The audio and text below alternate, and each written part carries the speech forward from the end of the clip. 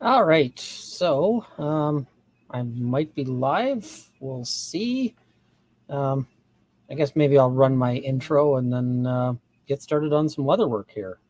Where's my intro? Do I still have the intro? Eh.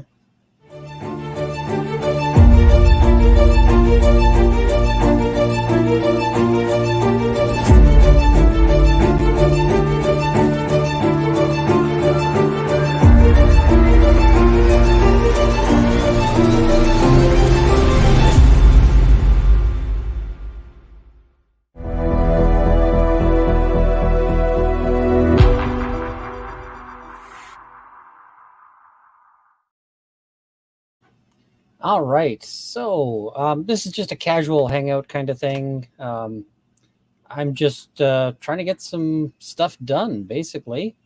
There's it's November 4th is when this live stream is going on. So, yeah, we'll just have to see. But I'm trying to get some of this stuff made so that I can auction it off. So this is going to be a real casual kind of hangout stream, and I'll just putter away with projects, and you guys can ask questions if you want. But all of this is for getting ready for the charity stream that's coming up, and yeah, so yeah.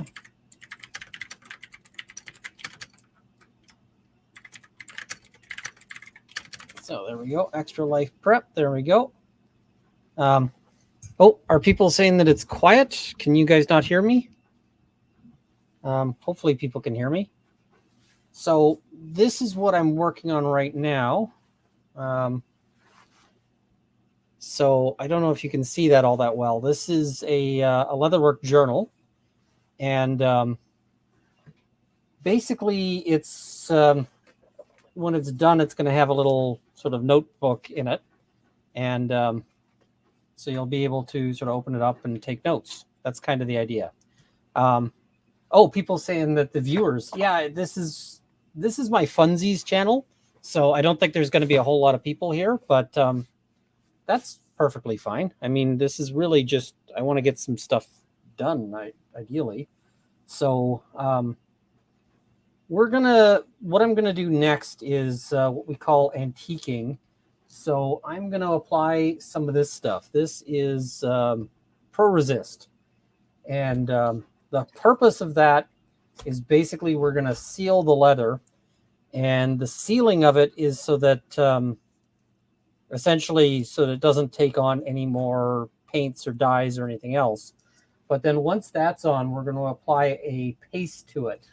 And that paste is going to settle into it settles into all the recesses in the material. And so what that means is that it will sort of darken it and makes everything kind of pop in a way that otherwise you wouldn't. Now, I got myself a drink and I don't have it in front of me, so I'm just going to grab that real quick, but I'll be right back. So just 1 second. Where did I put those? I brought myself 2 drinks and then I forgot where I put them. Where are you? Over here. Now.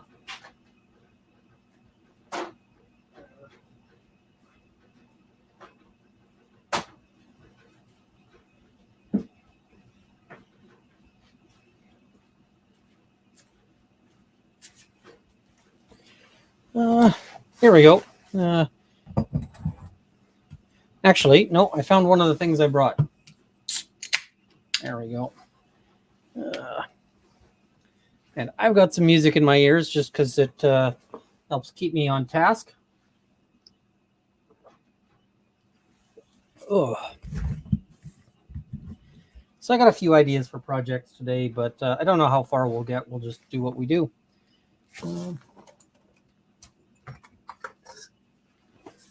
Now I just seems to have knocked out my screen. I don't know why. Hopefully you guys are still here. There we go. Okay.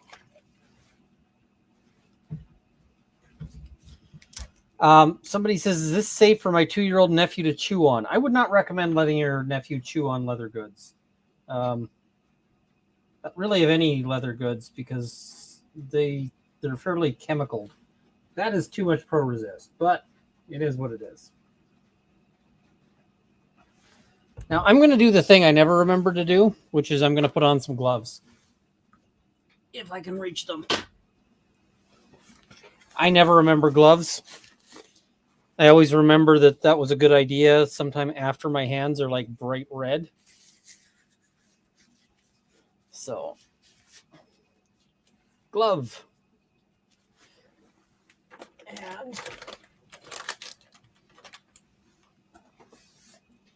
so these things are little makeup sponges, and you can get like a big bag of them for $2. So that's fantastic. So now I'm just going to apply the resist here.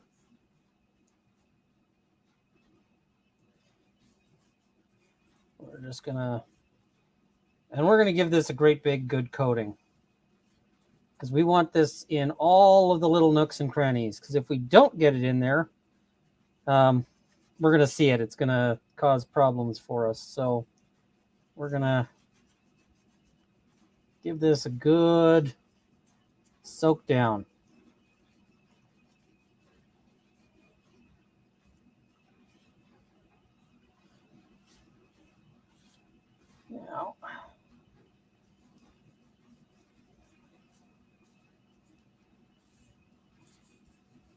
Now, I really like the effect that you get from antiquing leather. I think it looks quite nice. And it also really helps with any of this tooled work, because it really helps it pop and look good. Whereas if you don't do that, it tends to kind of flatten out and look uninteresting, which is the last thing you want, right? You put all this work in and you don't want it to be uninteresting. And Apple Silver is asking, what kind of leather is it? This is, cow. This is from a cow. And people go, oh, isn't it terrible that these animals are raised just for their leather? Well, let me tell you, the beef industry doesn't waste anything. So I can guarantee that the rest of this cow got used for something. But I'm pretty sure... I don't think that the cows that they use for leather are the same ones that go into like prime steak or anything, but might go into your McDonald's burger, might go into all sorts of things. So, yeah, we're just going to get that nice and in there. I think we've done a good job here of getting all those little nooks and crannies covered.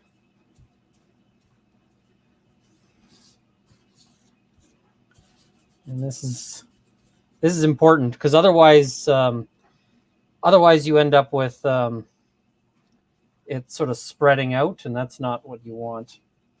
You don't want the thing where like your antiquing gel gets into the leather and then starts spreading out from that point. It looks bad. So, and I'm trying to use this to raise some money for some kids. So I don't want to make anything that at the end of the day just looks bad, right? I want to be going and having people go, ooh, I want that. And hopefully competing with each other on the bids, not going, yeah. Philip Martin says, Runkle, I have a dumb leather question. I'm still relatively new to leatherwork, and I want to make some bags as gifts. I was planning to get 4 or 5 ounce cow leather, but I saw some 2 or 3 ounce horse that is a lot cheaper. Would that still work with bag stiffener, or should I get the thicker stuff? I don't know, because I'm not looking at that specific leather. What I might do is I might get the 4 or 5 ounce and use that as the exterior, and then use the horse for like internal dividers and stuff. That's just kind of my thinking on that, but your mileage may vary.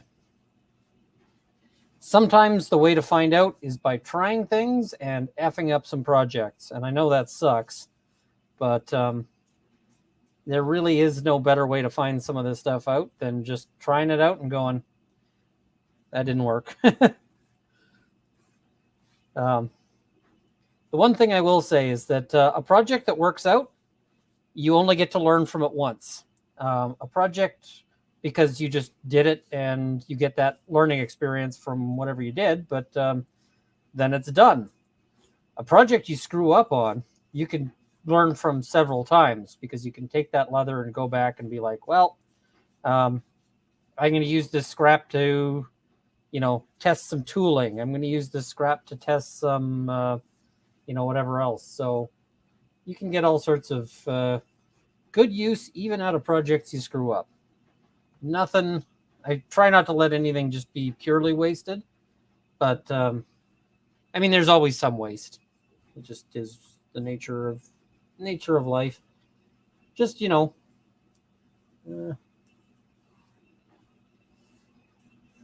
I feel like the best philosophy in life is to try to avoid waste where you can, but not to feel wrecked over it if it happens. All right. So now that that's sort of done, we will toss that, and then I'm going to set this aside because. Yeah, if the horse is marked as very soft, I would use that more for like linings, rather than using that for the main body of a project. I suspect if you try to make a bag out of something that is super soft, it may collapse on you at some point, and then you're just like, you're not ahead, you're actually behind, because you were like, oh, I wanted that to turn into something nicer. All right. Now, what else can I do to sort of occupy some time here while I wait for that to dry? It's not going to take long to dry. That is a decent piece for what I was looking at, but it's too small. There we go. That little bit of scrap.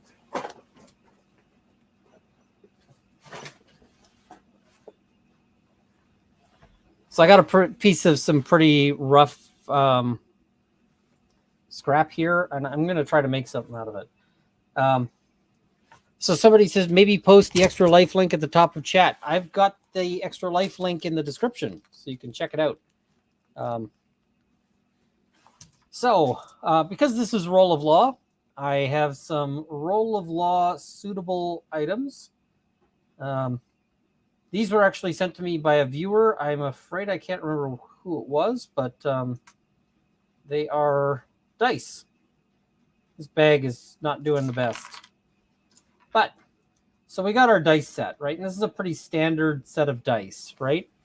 I see somebody saying, what size is the journal insert? It is a journal insert that is sold by Tandy.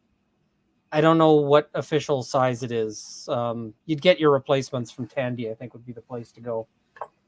So,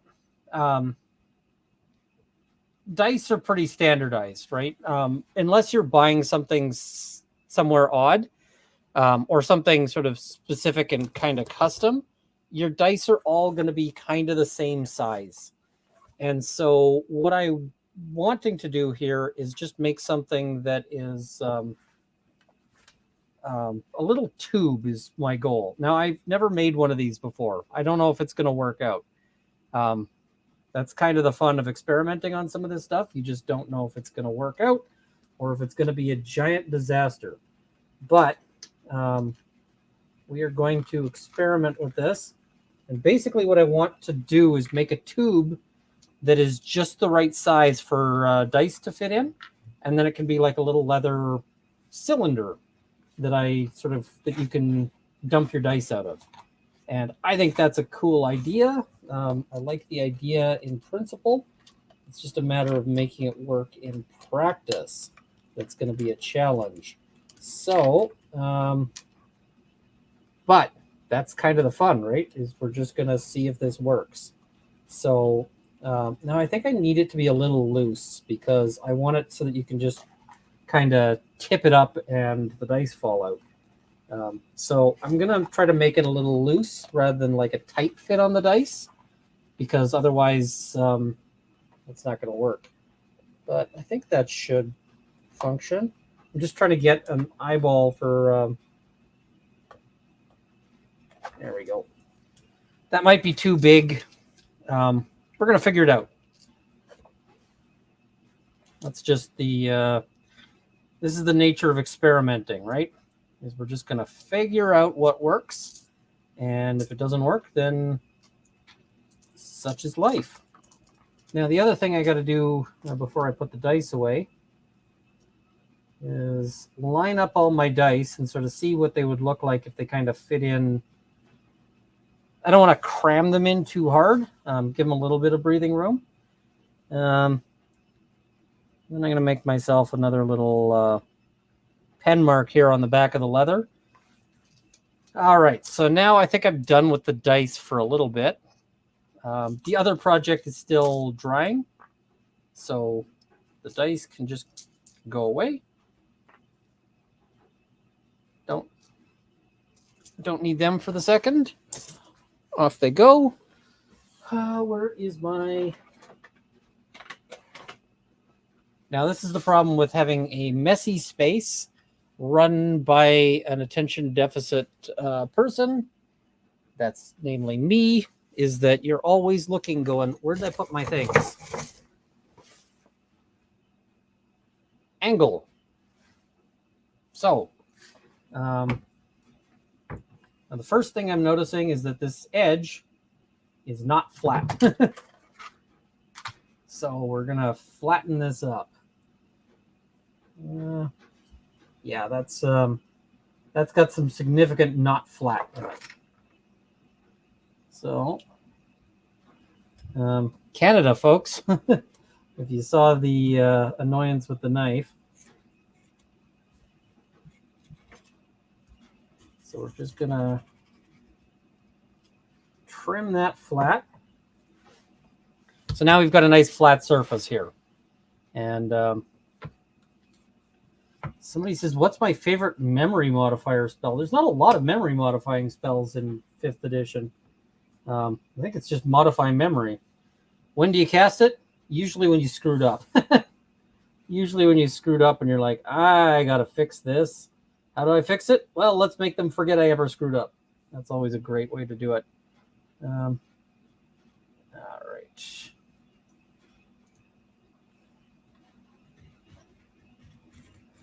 So we're just going to trim this to get us a nice square edge.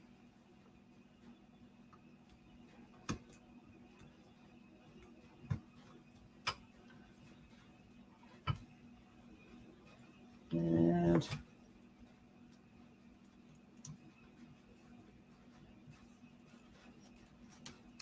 trim this loose. You have only the littlest fragment of my little ink line left, so I'm just going to re-ink that up there. All right. So now that I've got that, basically I just want to make like a box shape out of this, like a square. So that's what we're going to be doing right now, is just making ourselves a nice, happy little square. In the stylings of Bob Ross, we're going to make ourselves a happy little square, hopefully without any happy little accidents. Because usually happy little accidents with leather are not as great as they might be with painting. Painting, you could just paint over your accidents. Leatherwork, everything you do is permanent.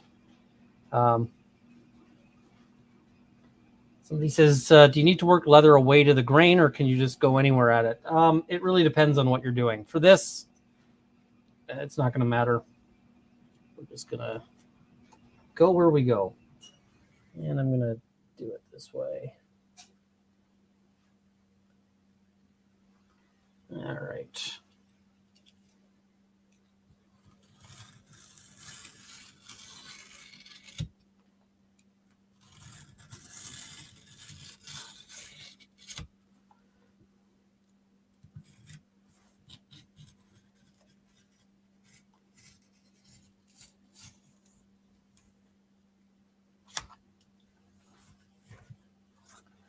There we go. Still drying on the other thing. And I keep going back and looking at that because I really want to finish that thing up. But Leatherwork is kind of great for attention deficit because you're like, oh, right, I'm done that stage of this. It's got to dry now. Let's start something new. Let's begin. So you're always starting something new each time.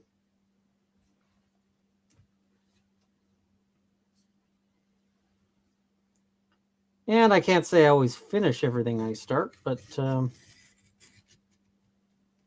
you try your best.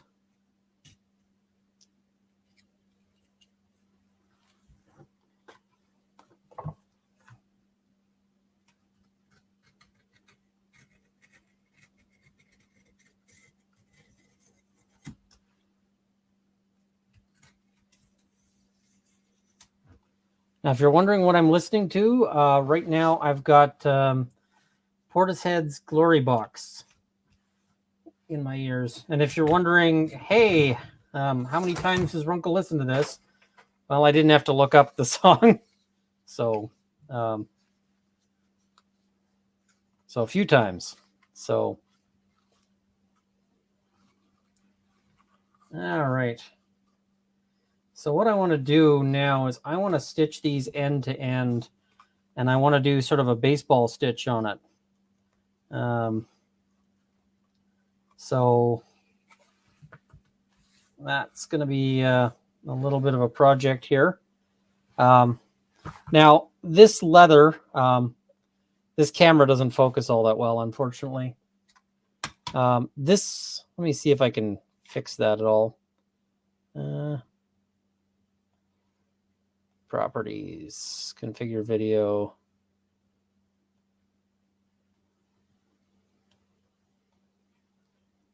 That might help a little bit. I need to get a better camera for this. I don't like that it's too fuzzy, but is what it is.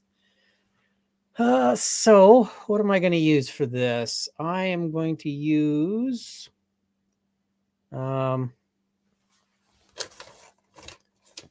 yeah, I think I'm going to do this, and I'm going to do this.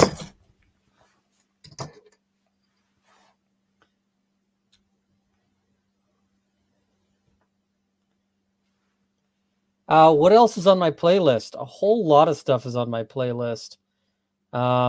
This is a weird one. It's got like Johnny Hollow. It's got all sorts of things. But now what this tool is, if you can see the tool there, it's got this little arm that sticks out, and then it's got this little sort of blade on it.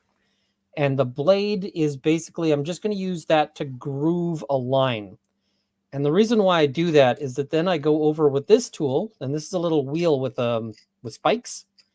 And so what you use the wheel with spikes for is that it marks off at a specified, like at a particular distance between them. It makes a little point, like a little dot. And then I'm going to go back over that with a chisel, with an awl, and I'm going to basically punch a hole through it. So the alternative to doing that would be if I break out something like, and I may still do this now that I think about it.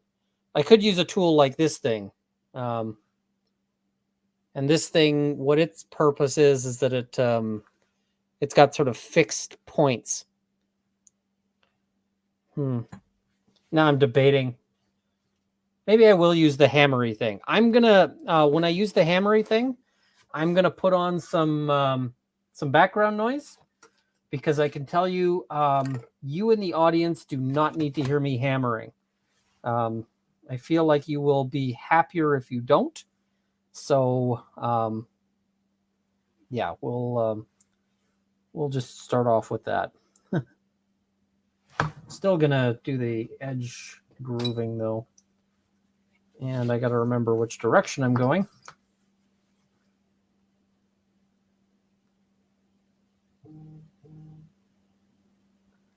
So So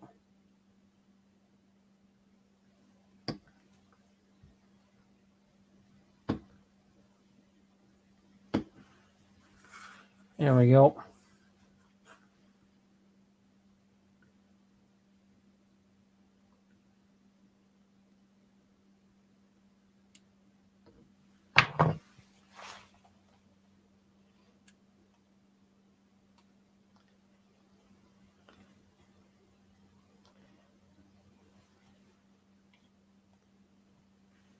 Holy cow, never heard of Portishead. Thanks for talking about them. I'm going to check them out, but Glory Box is awesome.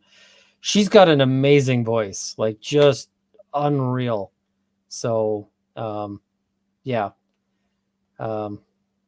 Just unreal. Now, what am I listening to here? So the next song I'm listening to is a song called Heroin by Middle Milk. Whatever you're smoking. Oh, there's a fly in. There was a fly in here. Fly down. All right, where did I put that little tool? No, right here. All right. I'm just going to use a bit of like scrap manky old leather just as a sort of backstop here. And oh no, that we're not going to use. This is a scrap I'm keeping around. This I'm not using. That I'm setting aside. There we go. On the ground, I've got a perfect little bit of trash. There we go. All right, I'm gonna put on some of the background music. It'll be like, it won't be very good, but just so you don't have to hear the hammering.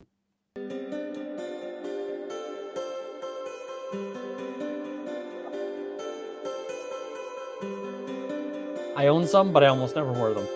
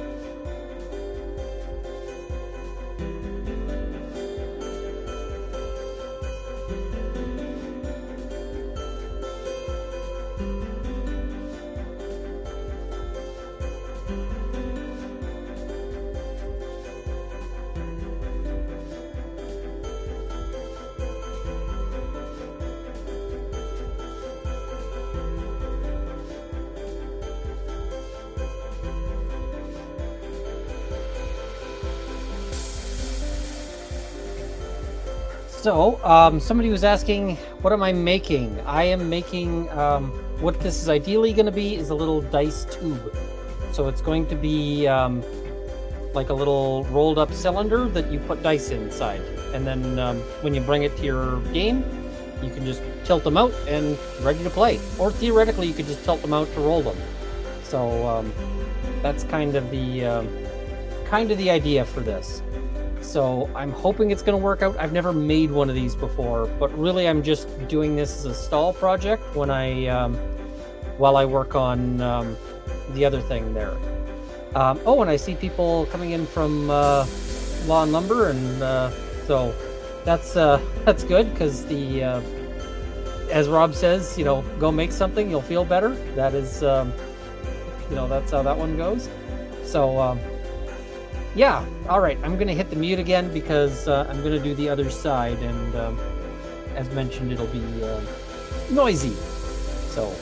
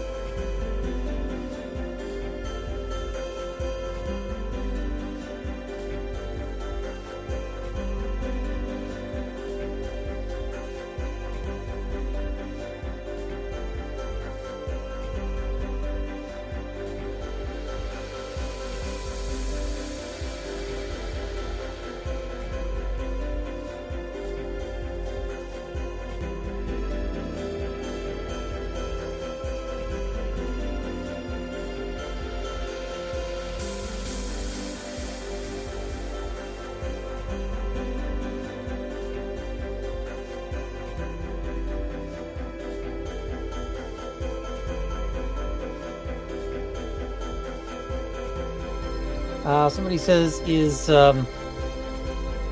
patience a requirement for leatherwork? Asking for a friend.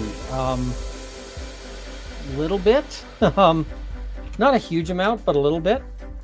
It does help for sure. And what is it?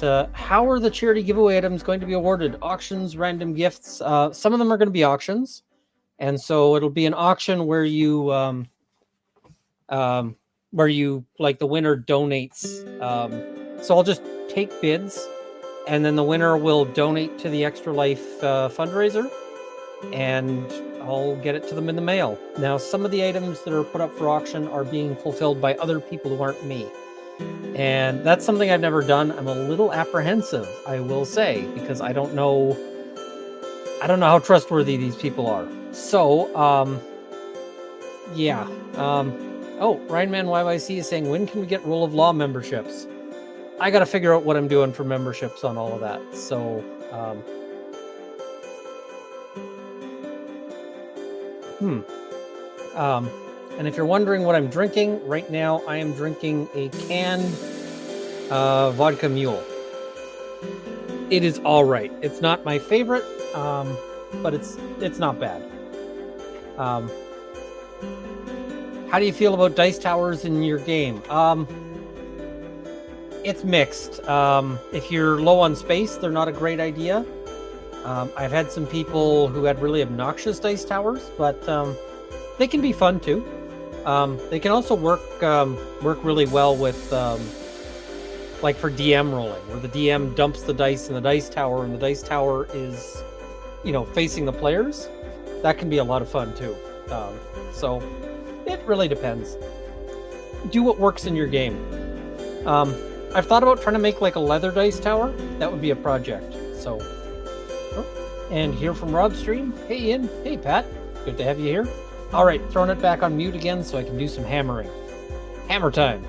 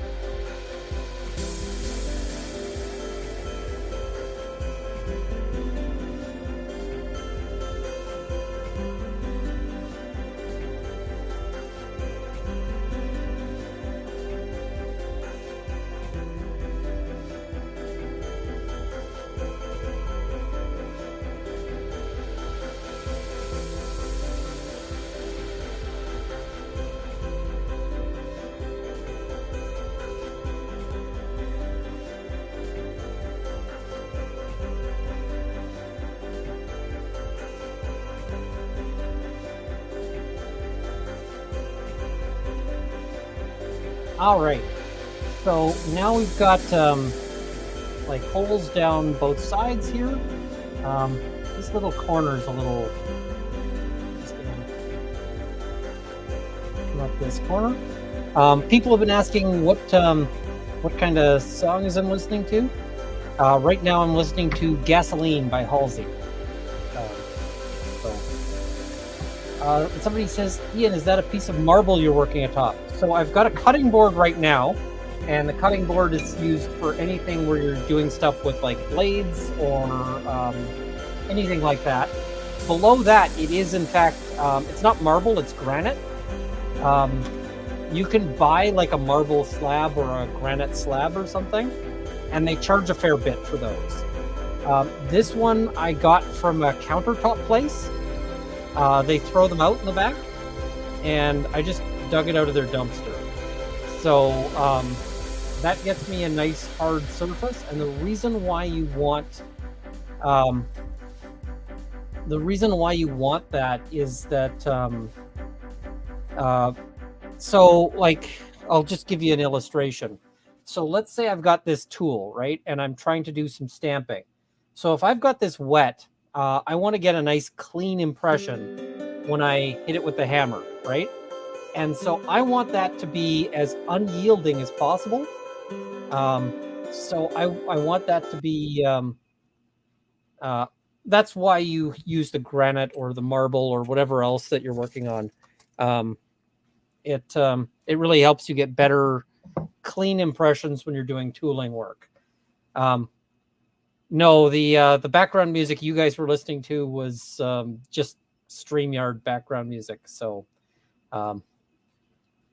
all right. So this looks like it's dry, and that means that we're going to do something really exciting with it, which is we're going to put another coat of the resist on.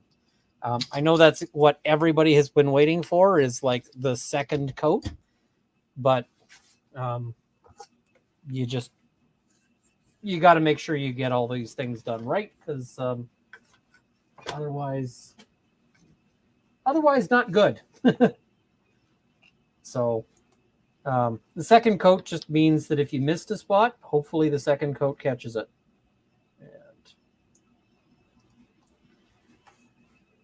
Next song I've got coming up is a song on my end. This is what I'm listening to. I can't play them for you because of copyright issues and so forth. Johnny Hollow's Superhero. Back all the things that they stole.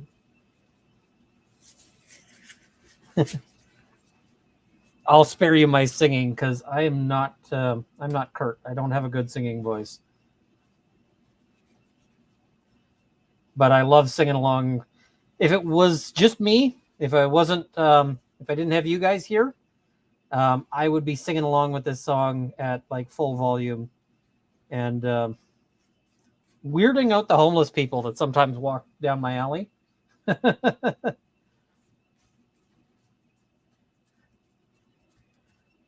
Now, if this looks familiar to you from Pixie's video where I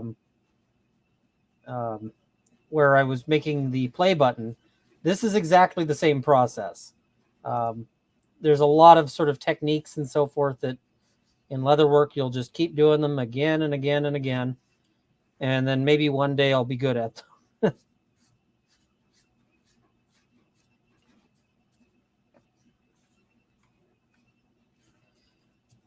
The other thing I should get good at, I am bad at, I should really have gone around to like local stores and been like, hey, will you donate something for this?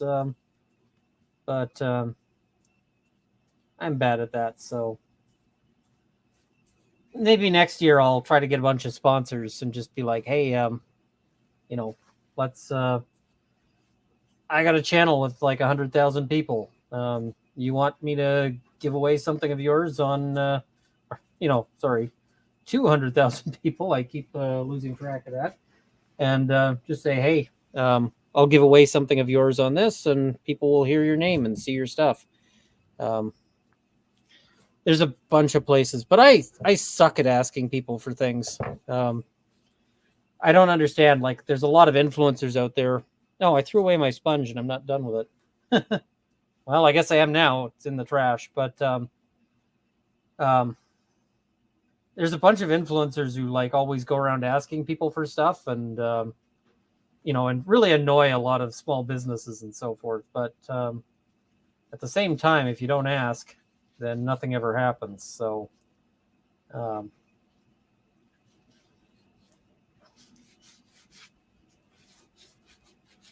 right.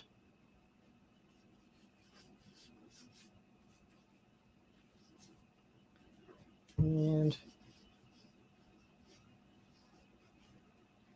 now it is warm in here. I got my thermostat in here, maybe turned up a little too high. But that's okay. Too warm is just fine when you're doing leather work, because it'll help all this stuff dry faster. All right. Now that sponge can go. And I think I'm not going to try to save the resist last time because I spilled the resist. And so I've got a big puddle of resist over here that is not ideal. Including on my test scrap here that so we'll just toss that. We're going to toss the glove too. Out it goes. All right. We're going to need another glove. I don't want to use the glove that's already stained. Philip, I have seen those before. So I say you may need to think about doing that in the spring because businesses may have already maxed out donations for the year. Well, fair enough. All right, so that can get set aside again. Now this thing, if it's just a leather tube, it's going to be kind of boring. And boring isn't what I want to go for here, right? Boring is not what I'm hoping to achieve. So we're going to try to do better than boring. And now I just got to think of what we're doing. But to start with, I'm going to take this. I'm going to use this little sprayer. And we are going to hose this down. I'm giving it a great big spray. And the reason why is that this will get soaked up by the leather. And when it's at the right point, we're going to start doing some tooling. So, but for right now, I don't know what to do. I'm at a loss. I'm also trying to figure out how I'm going to cap these things. I'm probably going to have to put a plug of leather at the bottom. And I got to figure out how to make that. It's going to be a project. I might make like a little, I don't know. I'm going to have to figure that out. That'll be a project when we get there. Ooh, Claude Simeon says, I bought some Maritime Madness hot sauces. I wonder if Ian will have any of the ones I have during the Stollery stream. Which ones do you have? Maritime Madness. They're a Canadian company. They are not a sponsor. They're not a sponsor, so that's not what we're doing here. It's not like a plug or anything. They just make good sauce. Maritime Madness, if you do want a sponsored spot, let me know.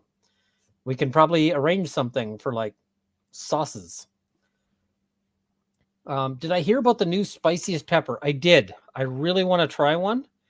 And I don't know how I could get a hold of one because they're apparently controlling them fairly, fairly strictly. So, yeah. All right. Now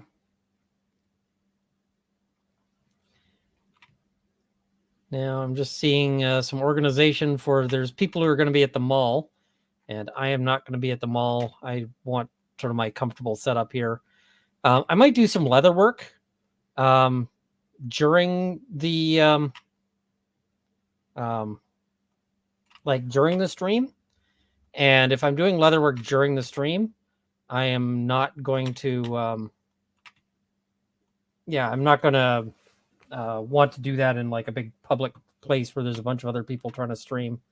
What about making bookmarks? I've made bookmarks before. They work great.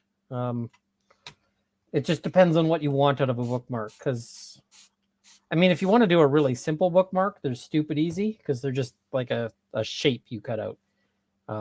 So, yeah, apparently they're handcuffing the suitcases containing the lawyers. The basic background on that apparently is that this guy developed the California Reaper, and a bunch of people like grew the Carolina Reaper, and he wasn't super happy about the fact that lots of other people made money, and I guess he didn't make as much money on it. So he's really trying to control the Pepper X. And I mean, if maybe I'll reach out to the guy and be like, hey, is there any way you could like pick out all the seeds of one and send it to me and I will try it?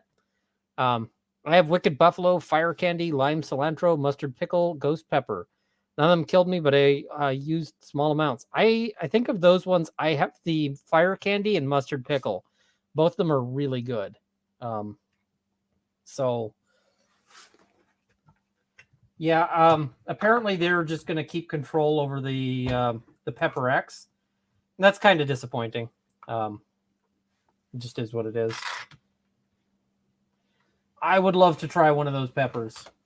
Even though I know it would probably hurt me, like real bad, I still want to try one. So now I'm just trying to think of what I want to do with this, because I don't want this to just be boring, right? It's really easy for these things to, like, if I just made it as a leather thing, that's fine. Nothing wrong with that, but it'll kind of look a little boring.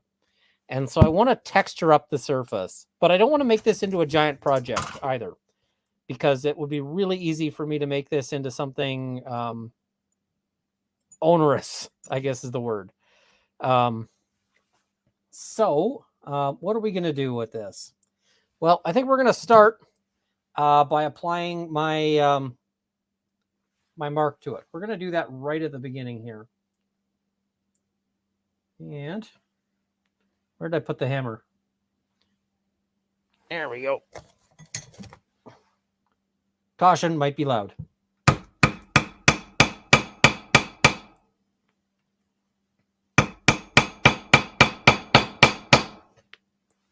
Chat, you got to let me know, how bad was that? Like, did that, are you sitting there going, ow, my earballs, I hate Runkle now? Or was that tolerable? Because I know that this thing caps out. So, okay, I'm hearing people say I prefer that to the music. Okay, volume was fine. Okay, it's probably capped out. That's all right. We can live with that. So for this, I think I'm just going to go real simple, and I'm just going to do some texturing as opposed to anything super fancy. And so the texturing is just going to create a pattern on this, but it's just kind of going to be kind of a random pattern as opposed to anything like a design or something like that. So this is just going to be, because I just want this to be a real simple project. The only reason I'm making this is so that I have something to do when this is drying. So, and I see people saying it's better than the music. Gotcha.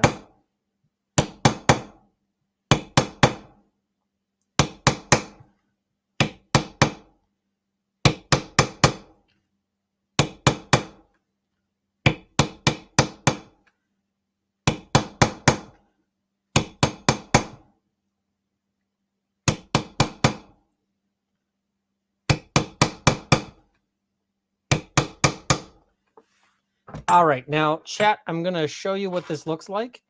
And so that means I'm going to switch over to my face. Sorry. I don't know if you can. I'm trying to get a better view of this. Basically, it just makes like a texture to it. So this is kind of like a pebbly texture, if that makes sense. Something like you might find on, like, you know, octopus skin or something. And so this is real easy to do because all you do is you just apply this to the whole thing, right? So it makes it really simple. I don't have to worry about like lining this up or any of those things.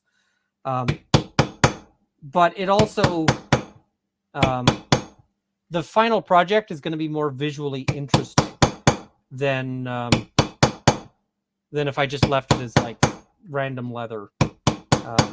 Now, that isn't to say that just leather itself doesn't look good, but yeah, we're gonna. Now, this is going to take a while because, of course, it is. And we'll probably have to take a break from this in order to return to the other, but that's fine.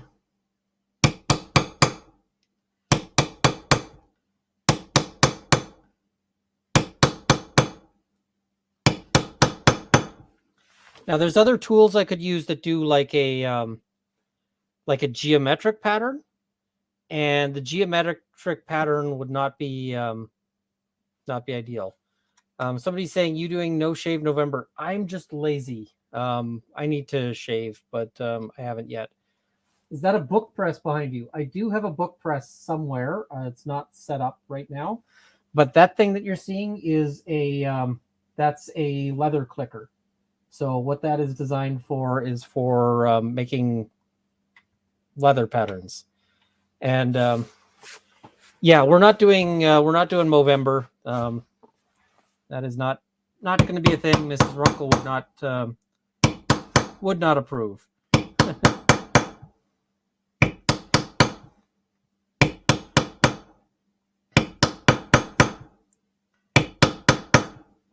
All right.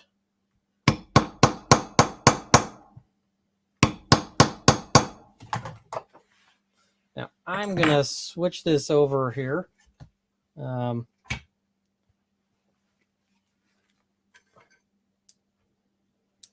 So what I'm going to do right now, taking these out, I'm just realizing I'm doing a lot of noisy stuff right now. So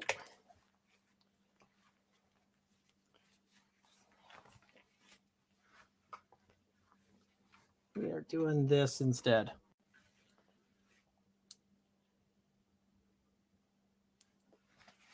So I've still got my music, but I've also got hearing protection. I don't think this is loud enough to really need it, but can't hurt.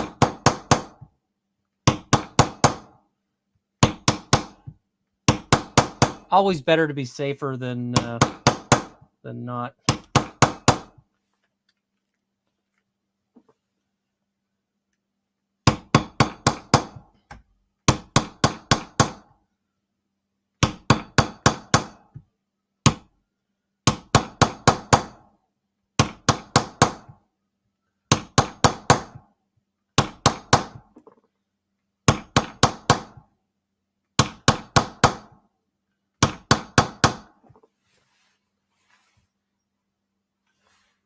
When somebody's asking about paw prints or snoot prints from the pups, oh, that might be tough. That might be tough.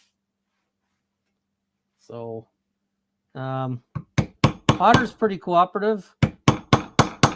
Zora is less cooperative.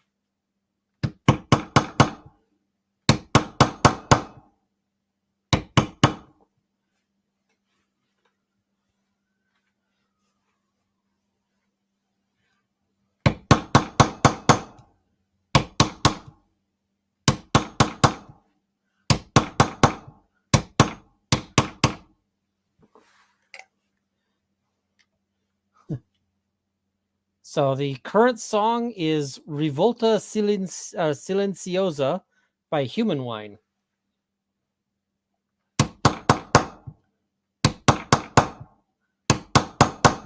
That's what I'm listening to there. I wasn't successful on the deer or the elk, but my deer tags are still good. So I'm hoping to get deer and or moose. Ideally and.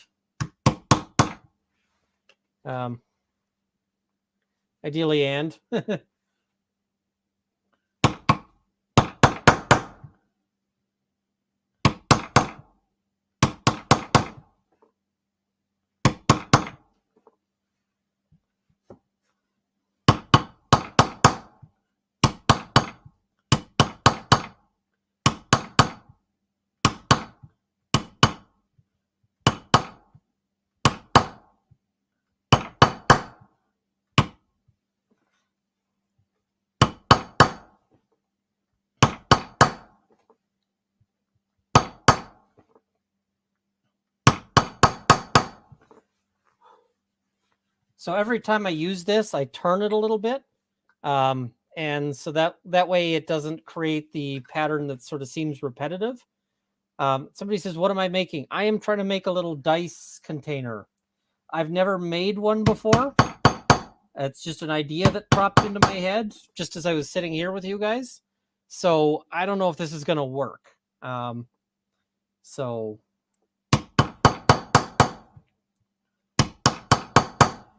somebody says, how is the chronic wasting this in the deer? Not so bad where I hunt yet, because it's spreading.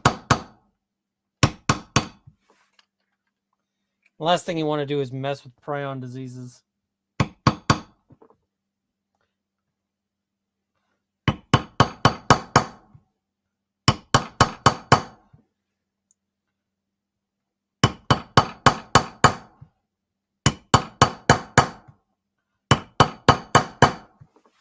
I should really see if Tandy will sponsor me.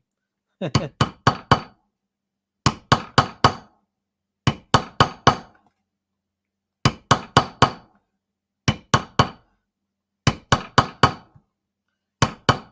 probably prefer to sponsor somebody who's got a cleaner space there.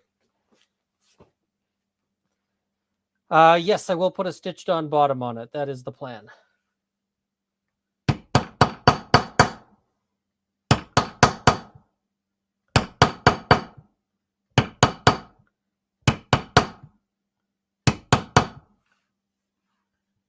I'm going to regret this in a moment.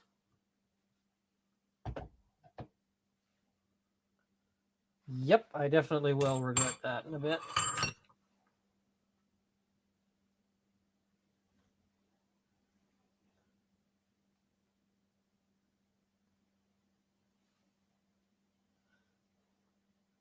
Still going to do it. I just got to make sure to reopen these.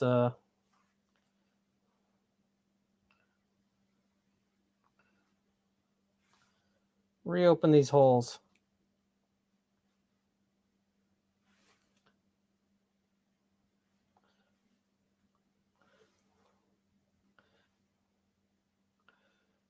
Now I've got Britney Spears in my ears.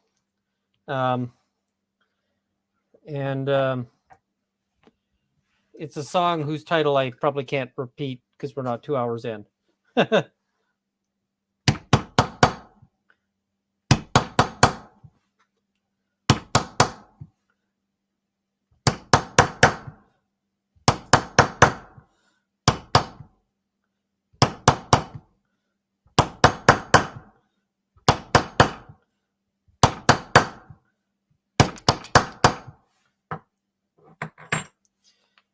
It is not Mary Jane.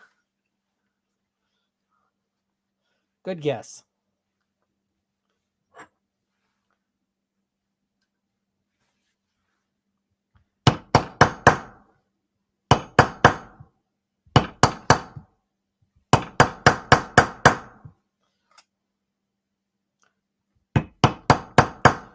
No, the song people are asking is Work Bee. It's a good Leatherwork song.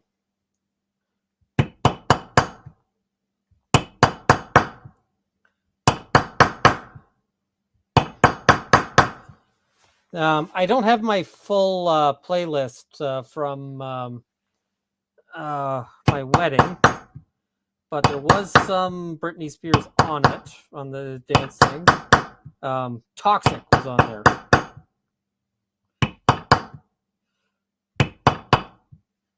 Oops.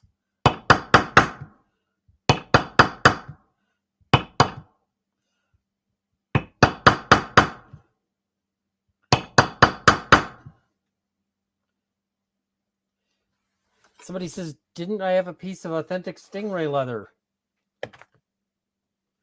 I don't know how to make a katana handle, and I would have to learn.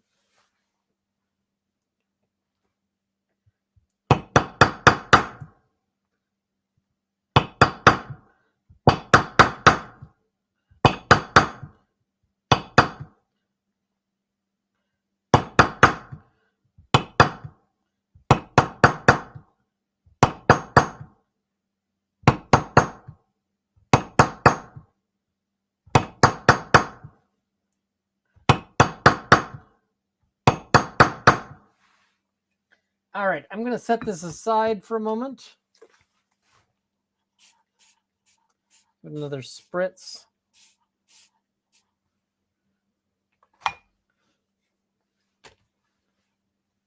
I'm going to set that over here.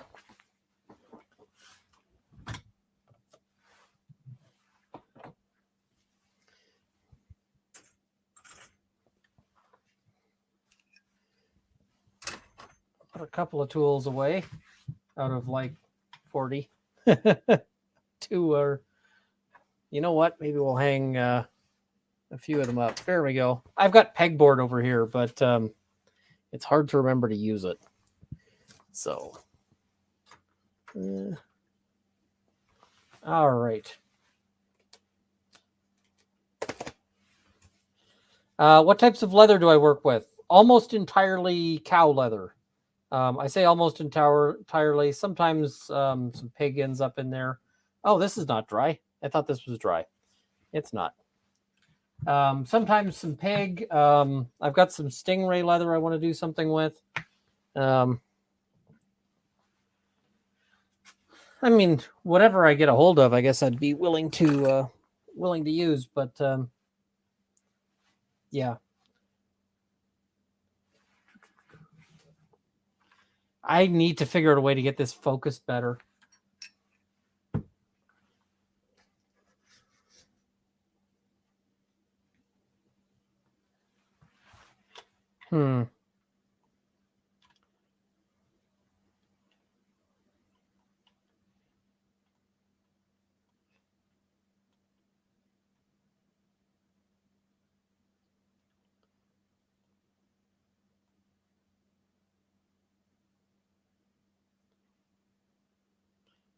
That's not great.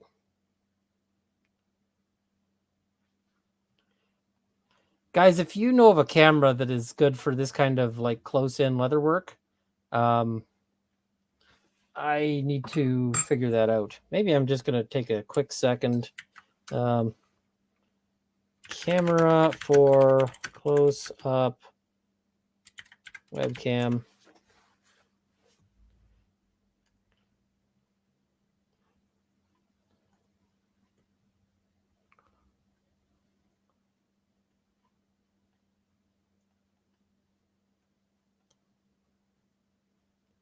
I'm just looking here. Looks like I need a DSLR. I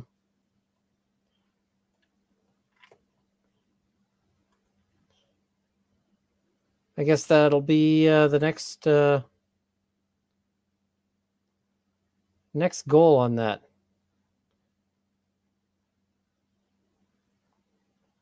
All right.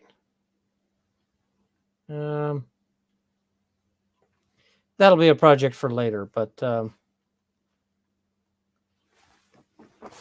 OBSBot tracks people. That's great for if I'm moving around. But I gotta figure out. how to do that. The leather project is like I want you guys to be able to see the actual grain on this, not. Maybe you can see it a little bit in the picture-in-picture here. Even there, not really. Don't like that. So, yeah, and I'll post some pictures on Twitter in a bit.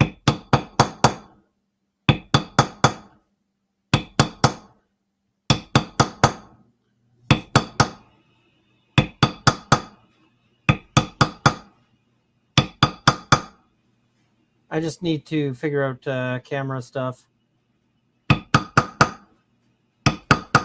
Maybe I'll just try to track down some cheap DSLRs.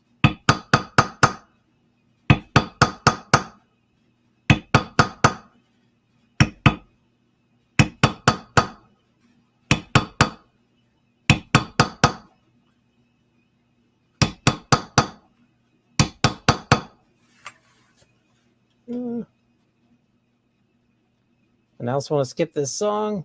It's a good song. It's just not grooving with me at the moment. So I switched it over. Now I'm listening to Devil's Night by Johnny Hollow. And this one is a good song.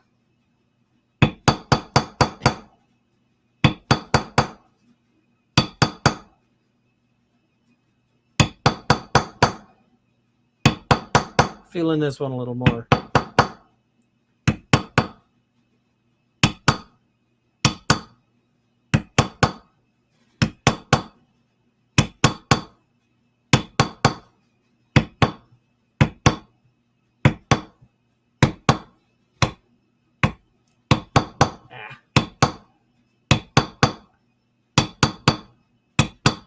Out of practice, so I'm slipping the tool at different points. At least this one's easy to fix when you slip the tool. Some of the other geometric ones, not as much.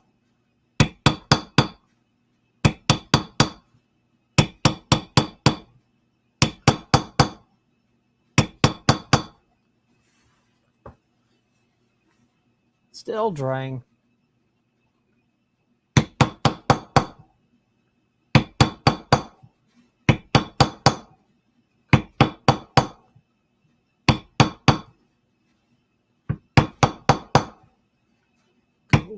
Devilman, stay away, Devilman. Singing along a little bit.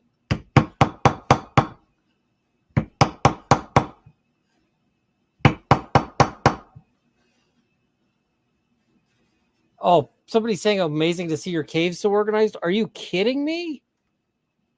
This is not organized. This is a disaster.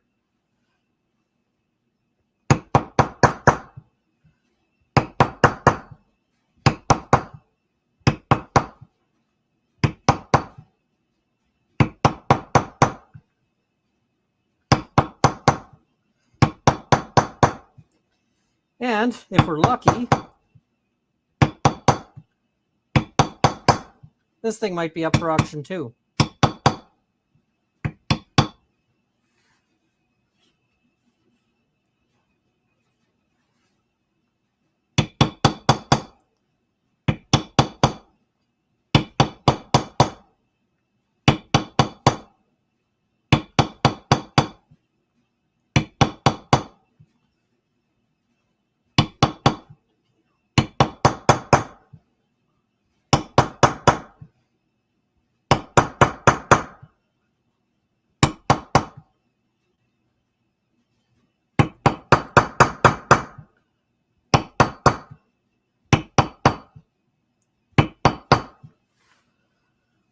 Tooling takes a bit.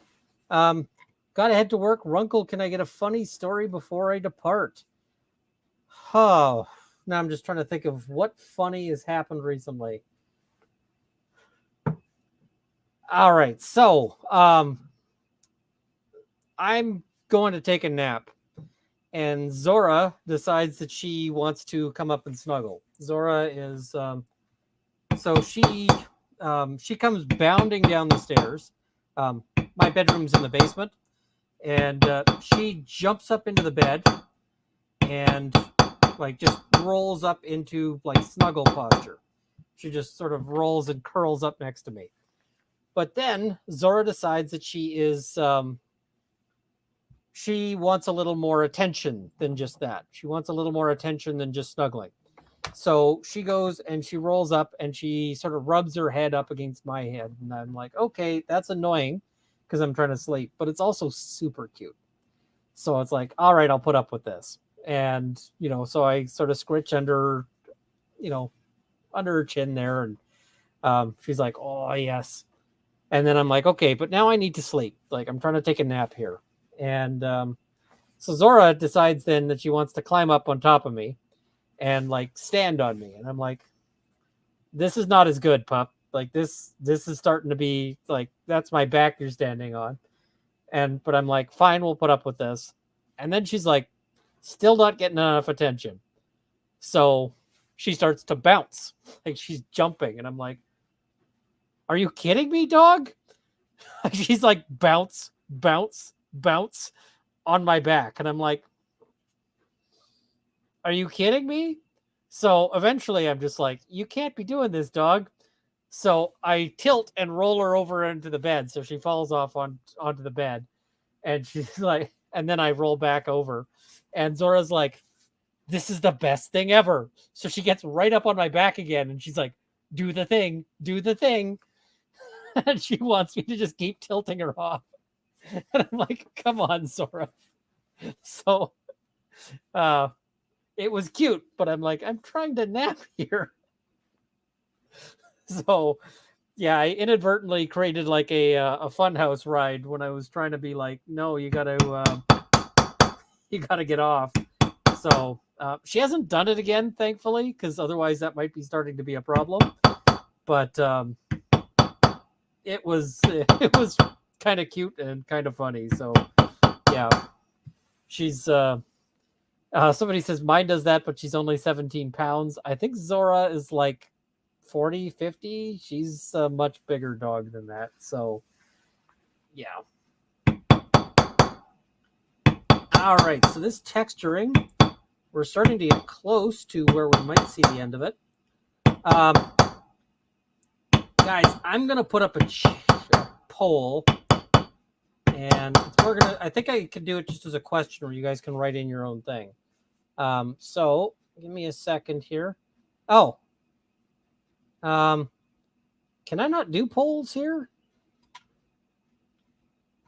Let me just see. I can't do a poll on this when I'm logged in as Runkle of the Bailey. That would make sense why I can't do a poll on the Rule of Law channel. All right, engage with your audience. Start a Q&A. What color should this dice tube be? Boom. All right, so that should hopefully let people answer that one.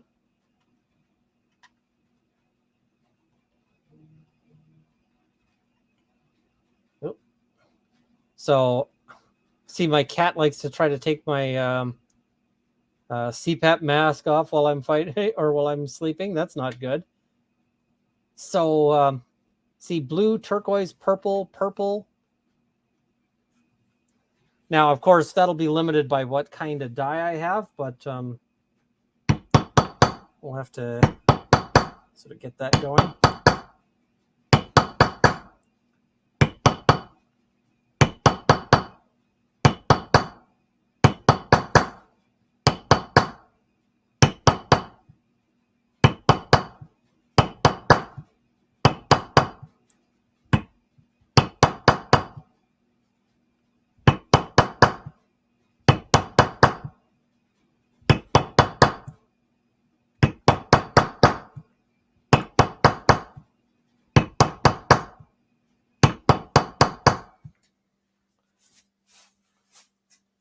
Emerald, antiqued purple. I mean, it's going to get antiqued, whatever it is. So antiqued is happening. With something like this, I figure you have to antique it because, it's you really want this texture to pop. You don't want it to sort of fade away.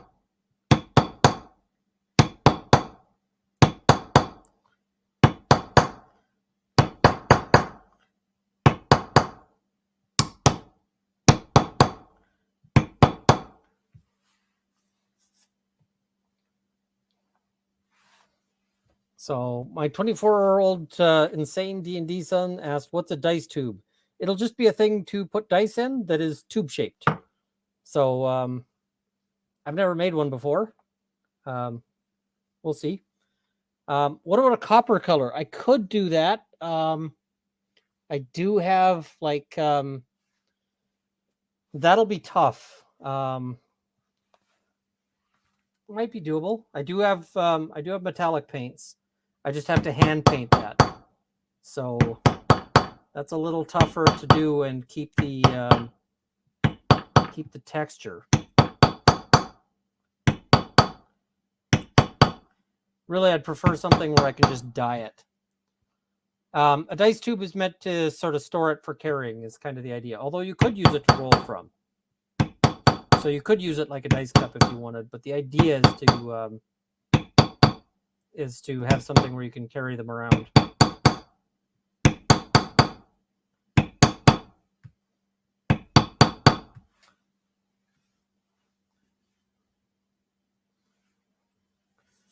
I see people saying purple. Purple seems to be the leader here. I think I can do a purple.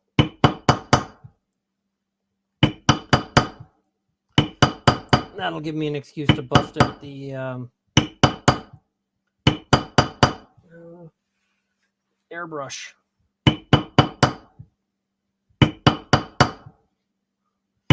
Can I do an ombre? I'm not actually sure. I don't know what you mean by that. Hot pink. I think I have some pink dye.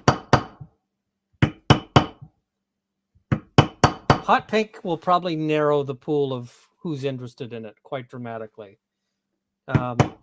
Lots of people might do a purple. A hot pink, I think, would be limited.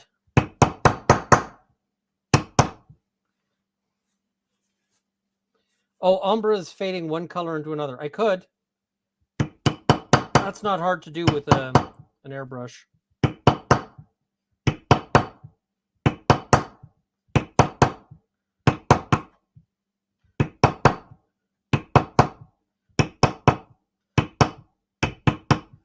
Yeah, that's actually not too hard to do with an airbrush at all.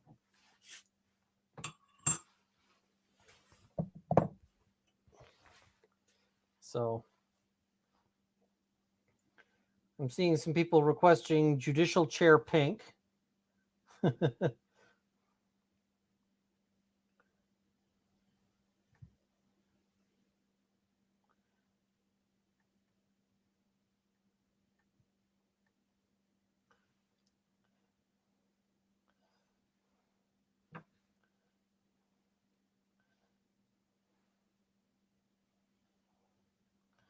Now I got to widen these holes again because the stamping kind of pressed them flat. And I don't want them to disappear on me.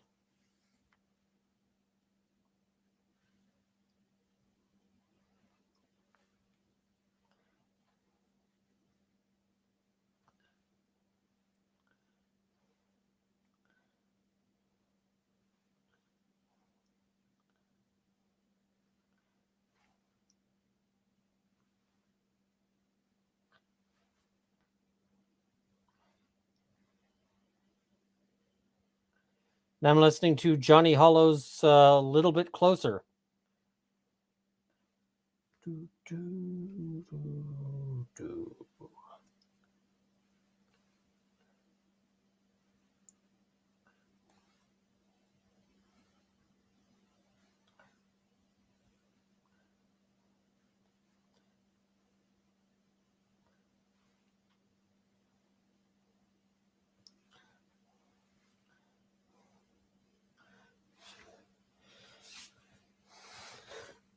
No, I don't have any pink chair calendars for the stream. That would be difficult.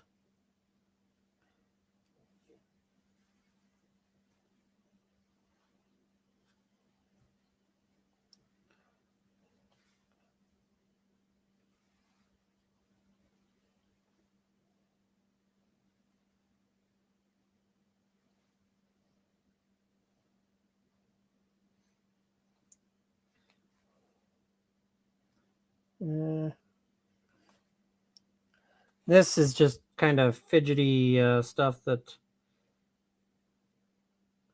I do now because it'll be a pain in the butt if I don't. Do it now so it's not a pain in the butt later.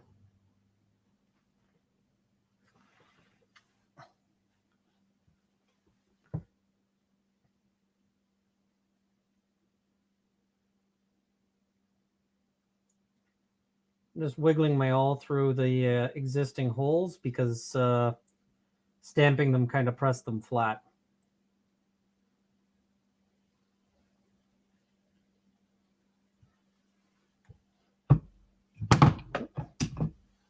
All right. So that's one side done.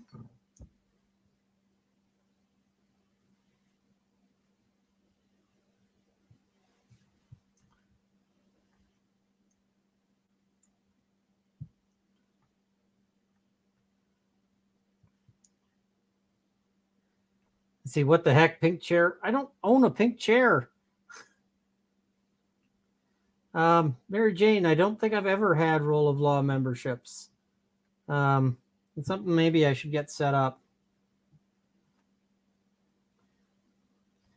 But if I do that, then I've got to start putting some members-only content up. I guess I could start putting up stuff from Project Monolith. What is the very first thing to look for when buying leather anything? What are you buying? If you mean like buying leather goods, the first thing to check is, are they real leather? And by real leather, I definitely do not mean genuine leather. I mean real leather as in a piece from an animal. And,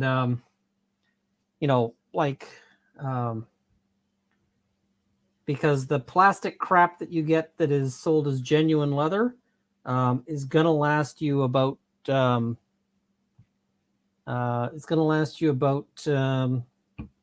know, two years maybe.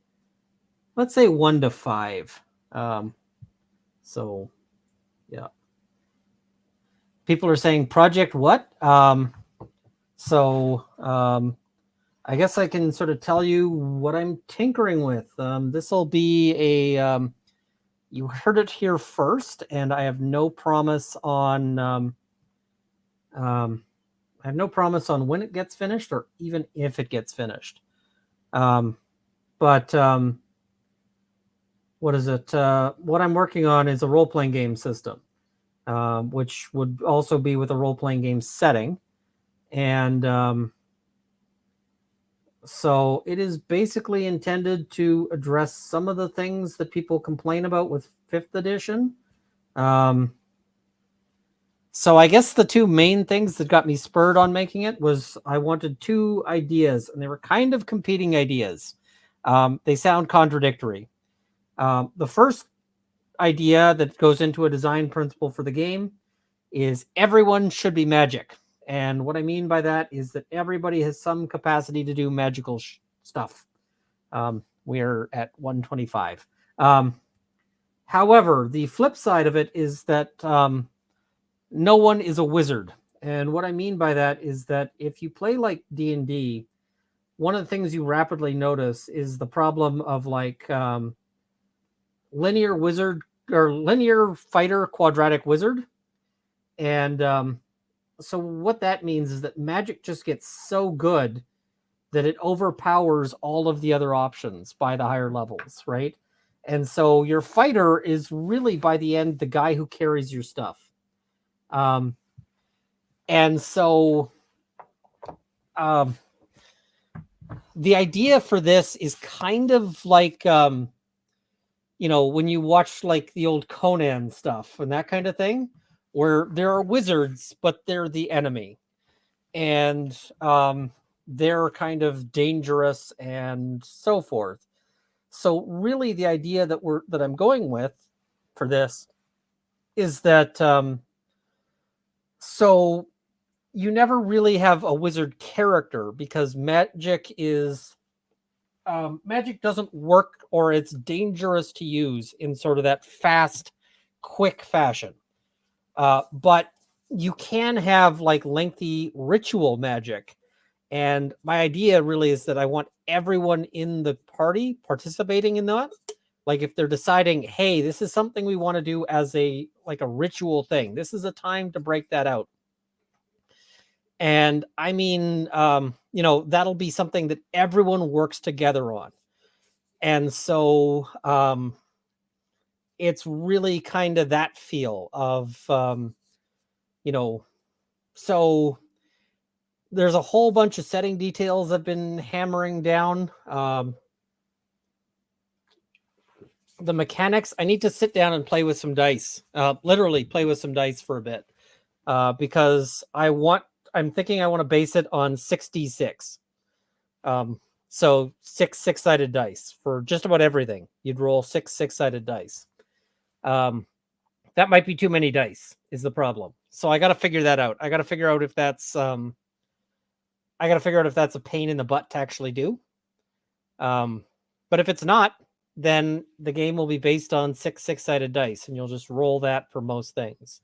So, and yeah, it is kind of old school. It's kind of a gritty feeling. It'll be of a lot of like go into dangerous places, fight dangerous things, and sort of quite candidly, a lot of it is basically going into dangerous places and digging out treasure and closing dimensional gates. So that's kind of the idea. Is like you just go and fight through your way through these dungeons that spring up across the land. It's really, in a lot of ways, the setting is to explain a certain kind of gameplay, which is basically go find a dungeon and kill everything in it and solve the dungeon. And yes, as a group. But that's Project Monolith, and I got started because it got its sort of code name on that one. That's not going to be its final name, but that code name is basically because I looked at it and I was like, I have undertaken a monolithic project. All right, well, at least I got a name for it. That was sort of the extent of what was involved there. So that's what I mean when I say Project Monolith. So I don't know if it'll ever get finished. It's just a thing I tinker with now and then in my copious spare time. You know how much that's a joke if you know that one, but it'll be a while before it's anything resembling playing or playable. Somebody says now you have to play it. It's not playable yet. There are some problems that I have to solve that I don't have a solution for yet. Some of those problems are things like, how do I want big fights to happen? Because it's one thing, I want to have sort of a different system for boss fights. And I haven't yet figured out how to do that. I have ideas. The idea is basically the idea is essentially that I want to have it so that there's one person who's kind of the lead in a moment. So it'll be cinematic, and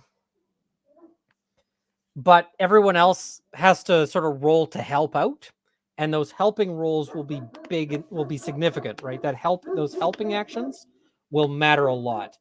But it's not, this is sort of to undermine the action economy problem when you have like a big boss. I think that's actually Potter. Somebody's saying Zora has an opinion. I think that's actually Potter, but yeah, regardless. So that's kind of the idea on that. So now I'm breaking out my gel antique on this. And this is a place where I am super nervous because this is one of those places where it's real easy for your project to get screwed up. And I hope that's not what's going to happen right now. But if it does, chat, it is your fault. I'm kidding. It's all my fault. Family IT Dude says, whatever happened to your in Soviet Russia Murder Solves You board game? I have to find the time to do some playtesting of it. That's the problem, is playtesting takes time and a lot of work on that. And I have too many things on the go. All right, so let's do this. So what I'm doing is I'm just applying a great big helping of this gel. And what I really want is I want lots of this gel, more than I've got.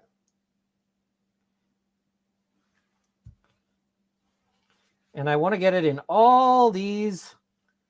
Remember how I said I wanted all that resist in the nooks and crannies? Well, now I want the gel antique into it.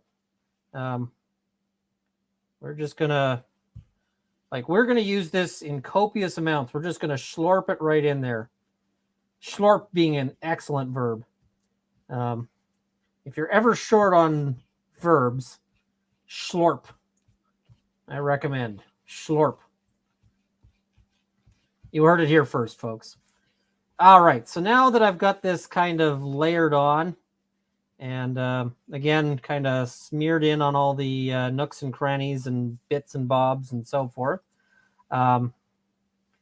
What I'm going to do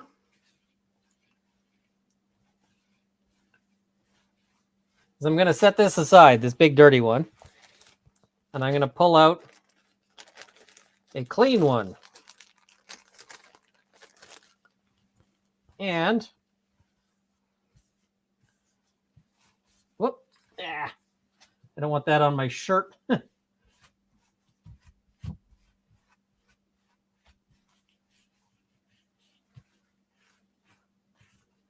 And now we're just wiping it off.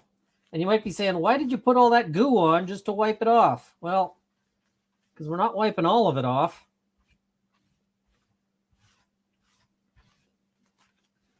We're not wiping all of it off. We're just getting a bunch of it off. And one of the things that's really nice about this process, oh yeah, that is beautiful. Perfect. Chat, I'm going to try to show this. I'm going to try to show this to you here on the big screen here. And somebody says like a paint wash. That's exactly what it's like. Let me just try to pull this up here. We're just going to.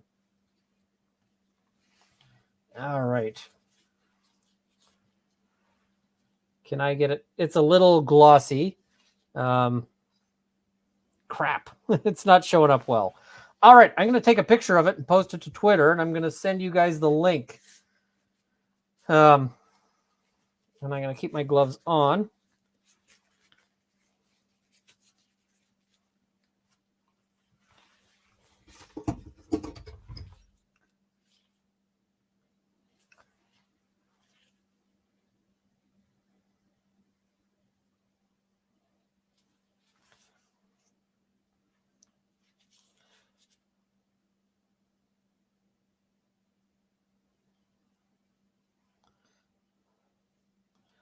All right, we're going on Twitter.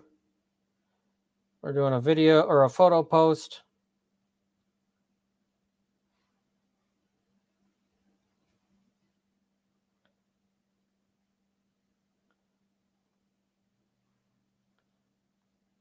View post.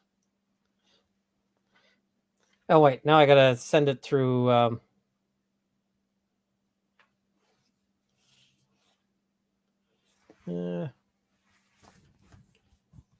All right, let's see if you guys. So one thing you will notice is that it's darkened things up quite a bit. That is expected. That was part of the goal there. But I'm just going to post the link here in chat.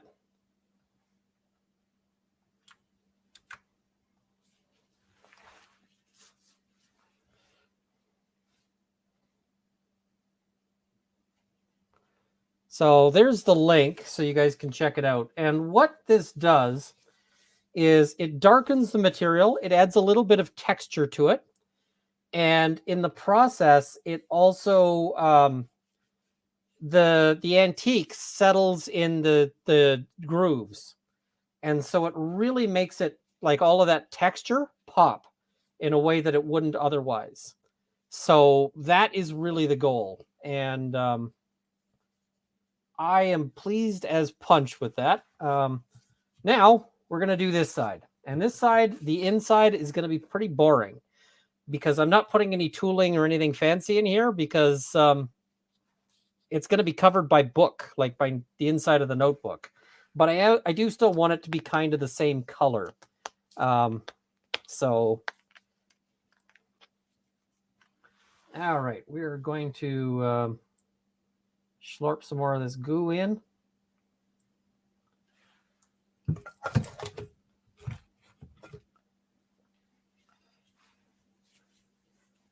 And this is really just to get the same sort of color. So I'm not as worried about what this, about this side, but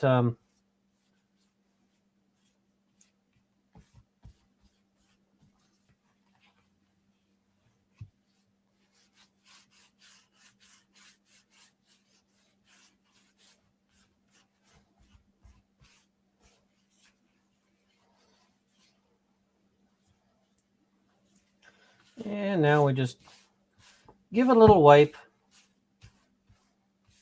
Even here, there's little patterns in the grain of the leather, and doing this will bring those out in a very pleasant way.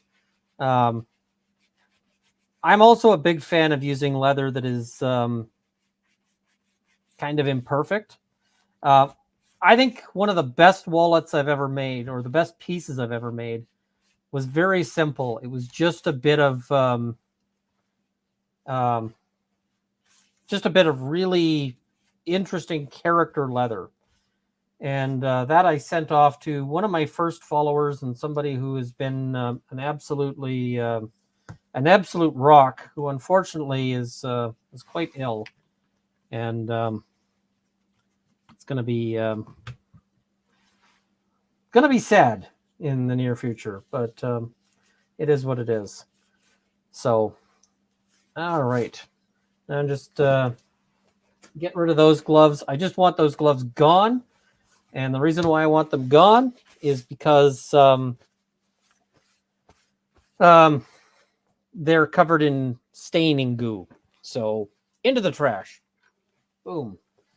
Somebody asked, how did I get into leatherworking as opposed to other maker hobbies? So I was quite literally, it was just that I was at a gun show, and the booth next to me was the Tandy leather booth.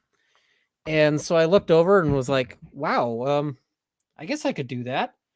And there was another guy, Mr. Tyleman, Peter Tyleman, and he's a friend of mine, although I haven't seen him in a while. I should really go visit him.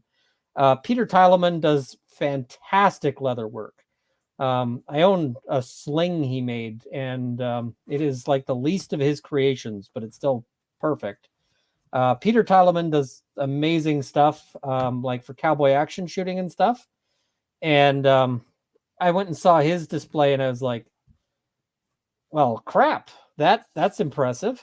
So yeah, I just was like, okay. So the Tandy leather people talked me into buying a kit.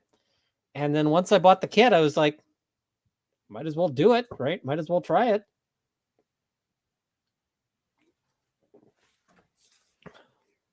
Getting squeezed by blood suckers. This is Blood Suckers that I'm listening to right now by Johnny Hollow.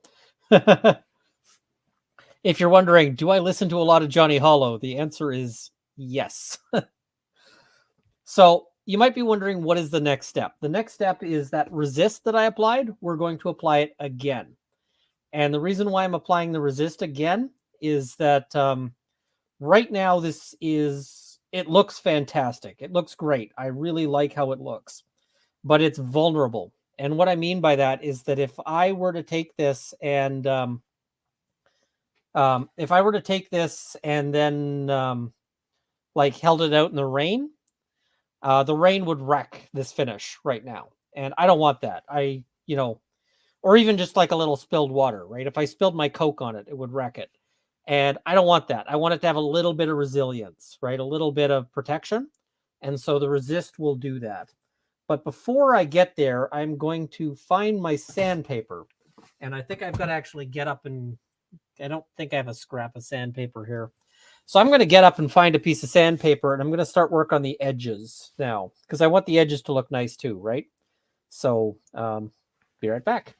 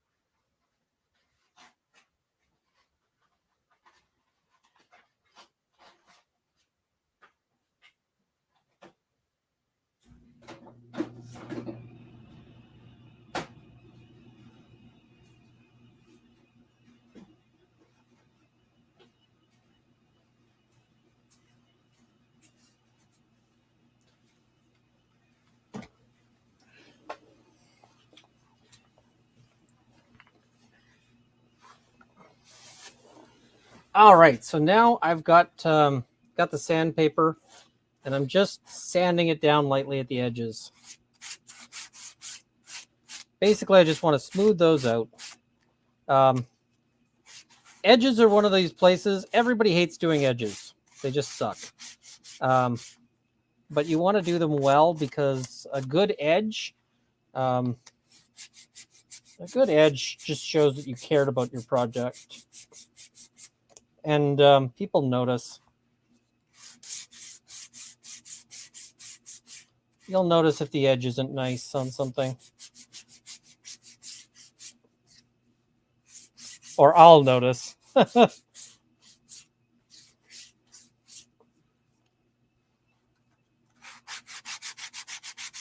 Oh, hey, traveling science man. Good to have you here.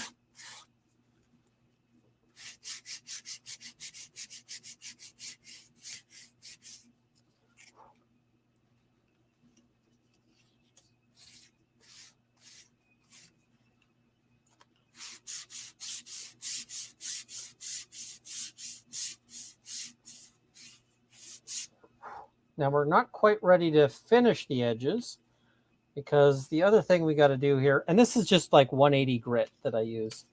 Claude Simeon says ketchup, mustard, or relish. Mustard. And I see people saying that Matthew Perry passed. I will admit, I never was a fan of Friends. I mean, it's always sad when a person dies. I don't have any particular connection to this particular person, because I just never watched the show. I couldn't actually. I know he's on Friends. I can't remember which character he is. So, yeah, I just do not know. I actually couldn't name the characters if you asked me to either. So, sorry, folks. It's okay if you guys are sad. Like, I see people saying Chandler. I don't know which one that is. I vaguely remember like the general personalities of them. I just don't remember which one that was. So, I feel bad, I guess. I want to.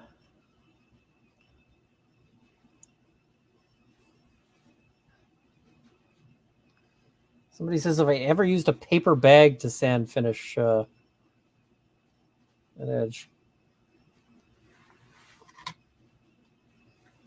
He apparently used to beat up Trudeau, so he has that going for him. Well, then I will light a candle for that guy. Not enough, mind, but...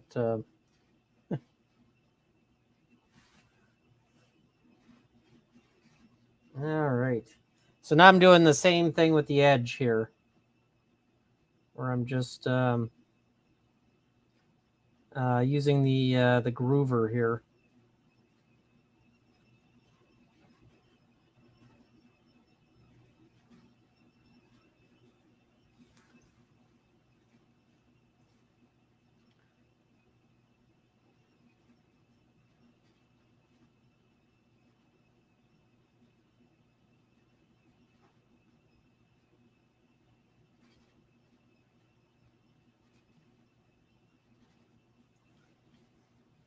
All right, so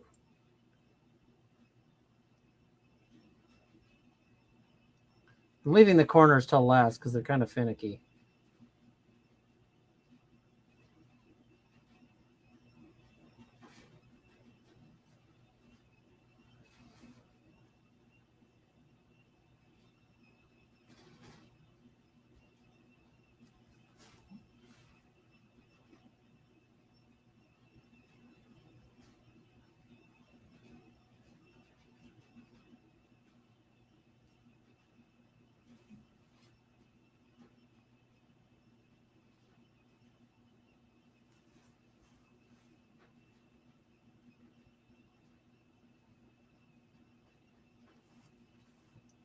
So this just gets me a nice And it's just a slightly indented groove all around the edge. And that helps me use my wheel to go through it, but also not just the wheel aspect. It also lets me. It also, when I put the stitch in it, it will it'll hold it down a little bit. Somebody says, "How am I making the leather rainproof?" I'm going to apply some more Pro Resist on that. Dice tube should be given with matching dice. I don't have like a bunch of spare dice.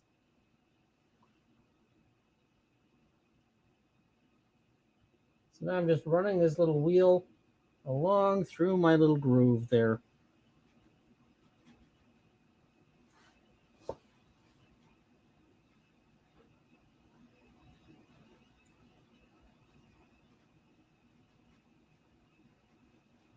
Dice are also strikingly expensive sometimes, and people like their own dice. So I'll probably just auction the tube, and you could put whatever dice you like in it. I mean, if I was to include dice, it would just be a cheap set, and like, what does that get anybody?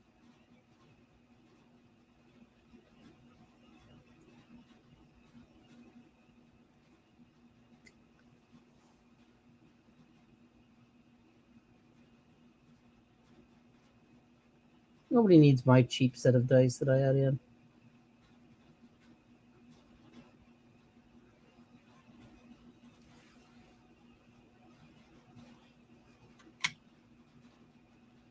Now I'm listening to Dirty Imbecile by Happy Fits. It's a great song. Before dawn, you don't understand all the things that I am.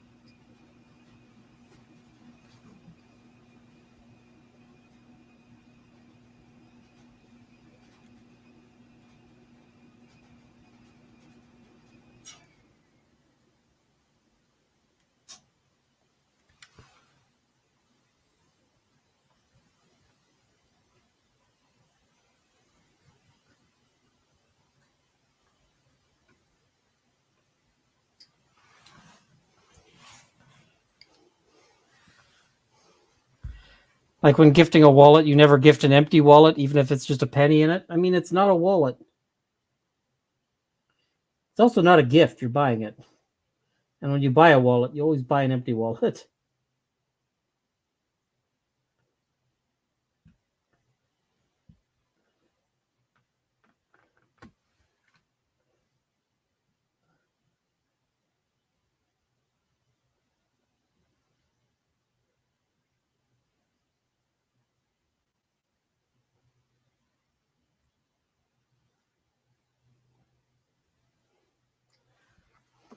All right. So now I've got my that done. So the next step is a lot of stabbing. Stabbing is an important step to things. So all I'm doing is basically just each of those little point dots. I'm just going to try to stab straight up and down, as straight as I can. Actually, you know what? I think I may do this on the drill press. I'm going to do this on the drill press. The problem is I can't record on the drill press, so I'm going to set this one aside. Finish later, not on stream. Now this I just want to test out. So I'm going to stitch this, and then I'm promptly going to unstitch it because we're not keeping it stitched for now. We are just testing out the stitching. So, all right. Basically what I want to do is wrap it up like this and stitch it edge to edge. And hope it works out. I'm going to use some of this thread. This is not my best thread, but we're going to use it for this project, or this part of the project, because I'm probably cutting this thread out afterwards. Where are my needles?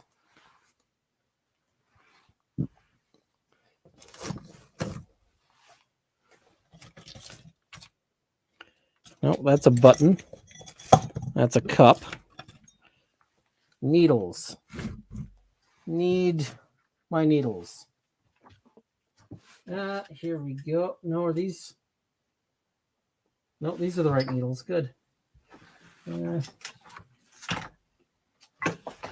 This place is a mess. I got to get it sorted.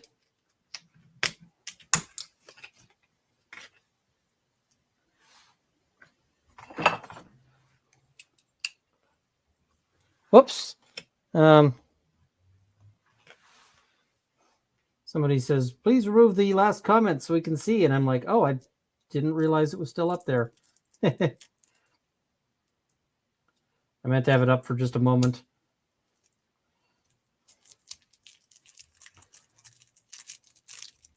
So now I'm listening to a song called Voyage by a Russian band, Leningrad. I know Russian band is probably not going to be super popular right about now, but the song slaps, and it also has a great music video.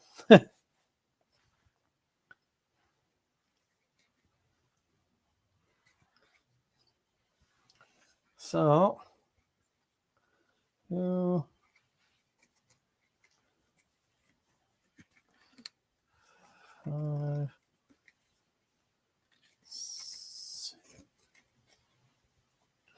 right, I'm just using way more thread than I need to because I would rather have too much than too little. And we're going to have way too much. That's fine. Somebody says eclectic taste in music. Yes.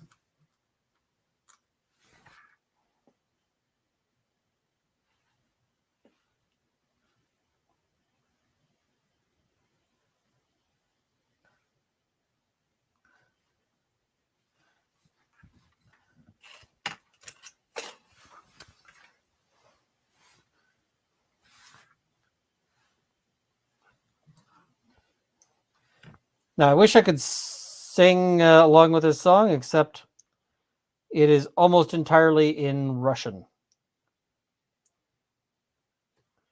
And I speak zero Russian.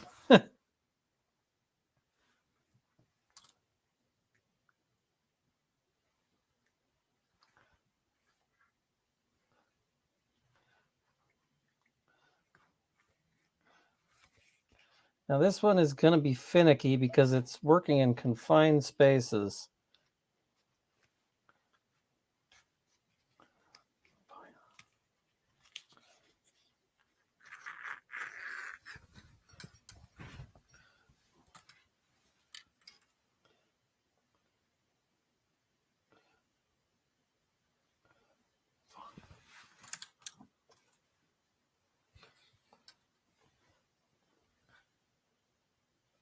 All right. Now we're just going to, and I'm going to try to put this where you guys can see it. Oops.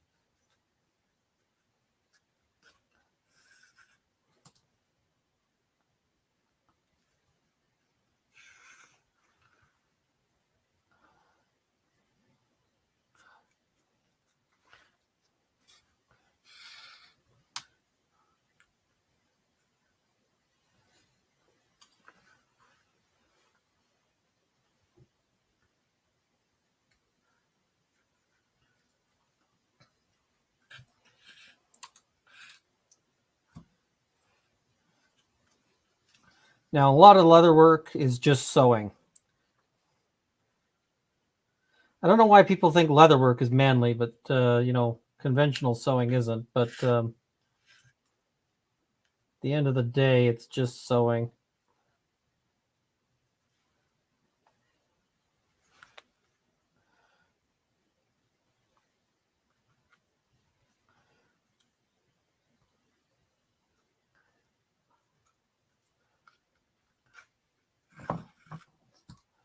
This can go out of my way for now.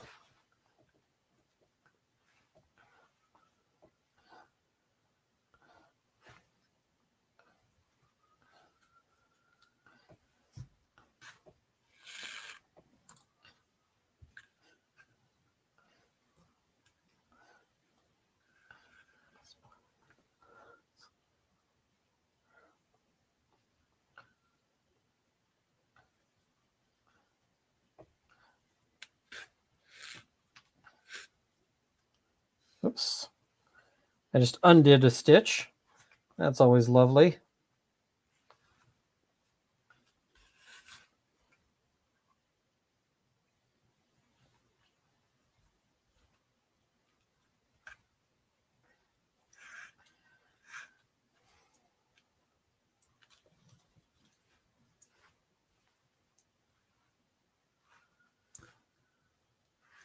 It's manly because it's sewing, but also with a hammer.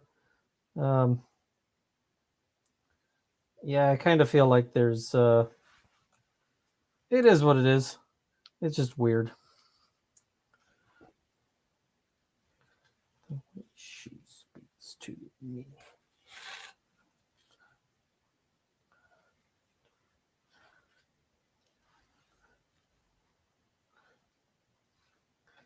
Yeah, the stitching is not going to be pretty. I just need to make sure that it's going to work when stitched.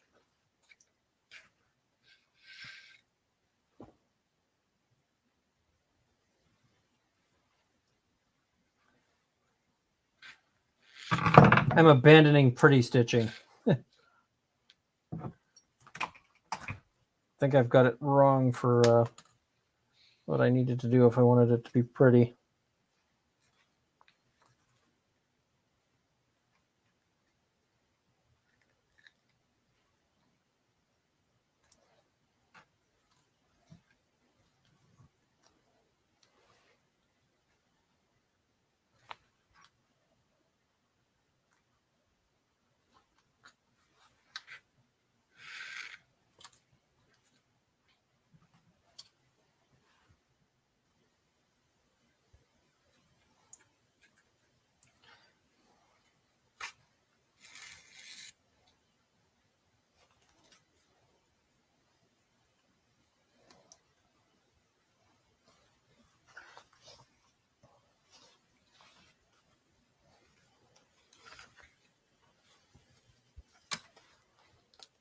I've also, for no reason, chosen to make this extra hard on myself.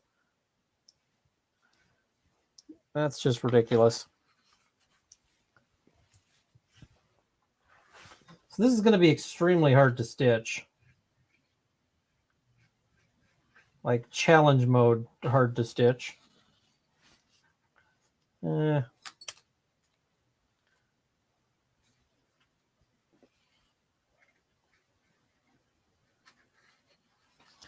But it is what it is.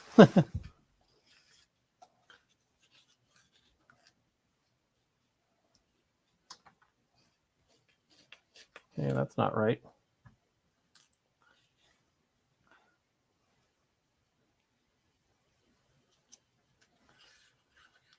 Unstitch that.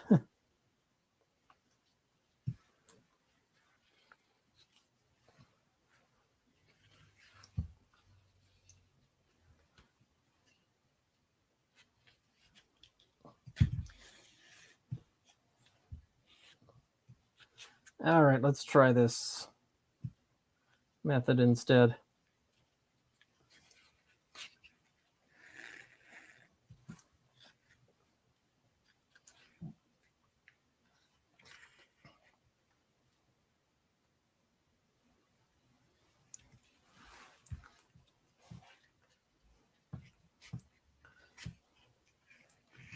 So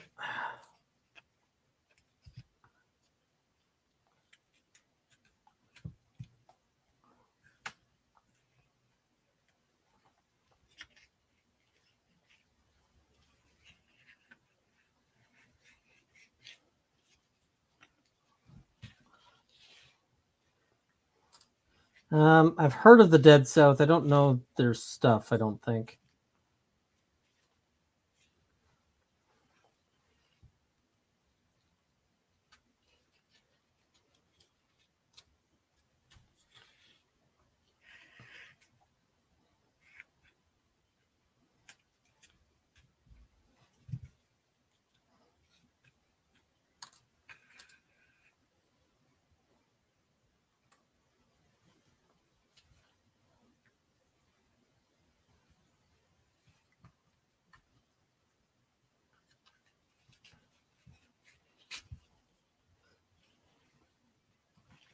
Oh, Rainman YYC is talking about lost wax casting. Classic method. I have a sailmaker's palm. It's right there. I hardly ever use it. It's usually more of a pain in the butt than it is a help. But I have one. I just hardly ever use it. Somebody says, what the F is a sailmaker's palm? It's a little thing you wear on your hand that has like a... it has a spot on it that you can use to really brace a needle through. They're helpful. They're not the be-all and end-all, but they're helpful. But I don't know. I don't usually use it. I've got a pair of pliers here too that I do use. I can show you guys the sailmaker's palm in just a second.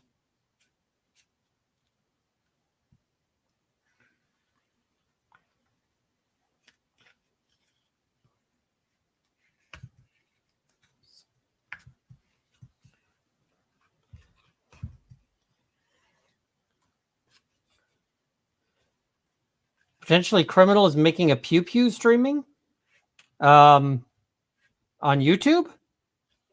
He can't do that on YouTube. Somebody should let him know, because if he's making a gun on YouTube, they will yeet his channel. That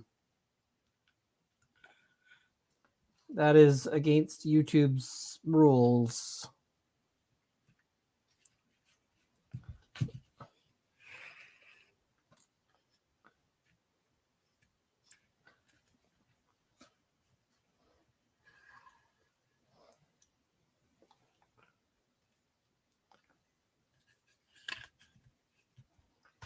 Yeah, you can't handle firearms at all. You can't show making of. You can't all sorts of things. Somebody says, what about curved needles? I actually use blunt needles for these, so the upholstery needles wouldn't work. But, I mean, you can use curved. They do make curved blunt needles for this sort of work. I just don't have any.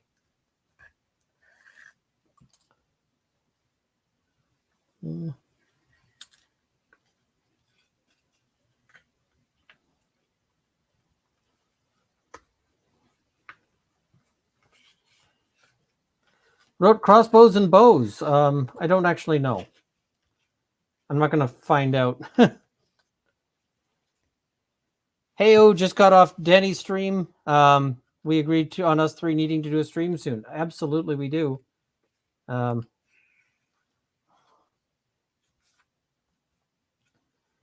could bend one of my blunt needles, but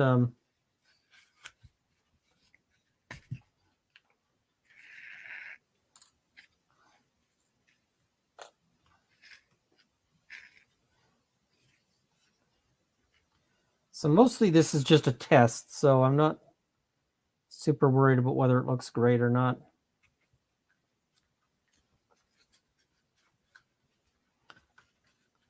What about magnetic accelerators? I don't know.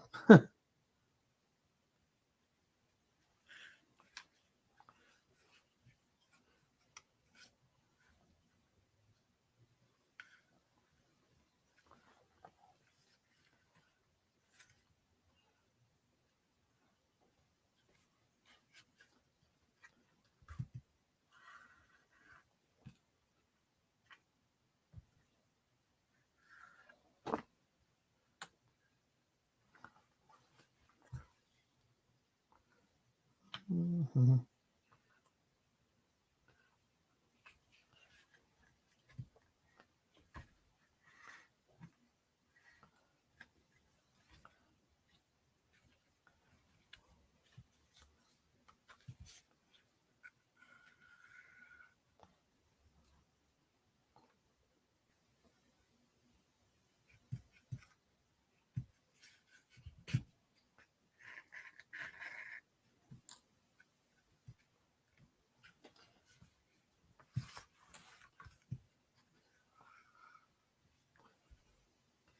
Now, before anybody says, "Hey, your stitching looks like crap," I know this is what I'm going to be doing after I got the stitching done is cutting it out.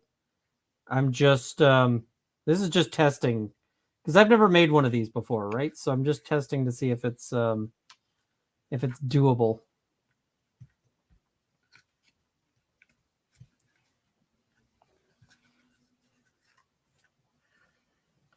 Philip Martin says, I may have to steal your idea and make my brother a dice tube. The wonderful thing about leatherworking is that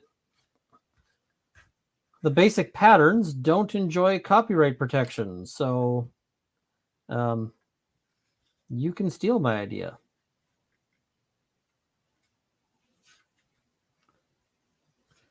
And I did this wrong. So I got to unstitch this stitch. Run it over here.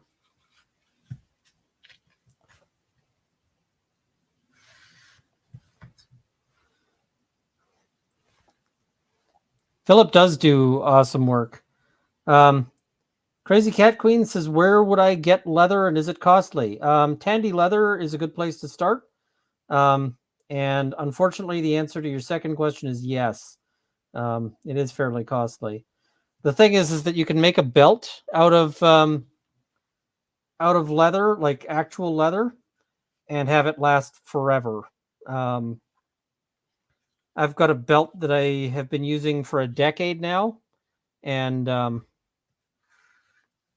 yeah. Oh, I see. And I did this wrong, but it won't stop people from bidding on it. Well, I hope not, because none of the mistakes I'm making right now are going to be a problem.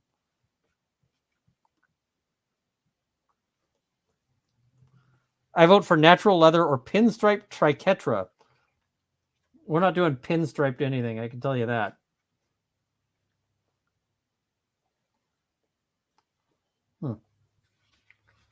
In another craft I do, we call it case, copy, and share everything, but credit your original source of idea or technique. Oh, cool.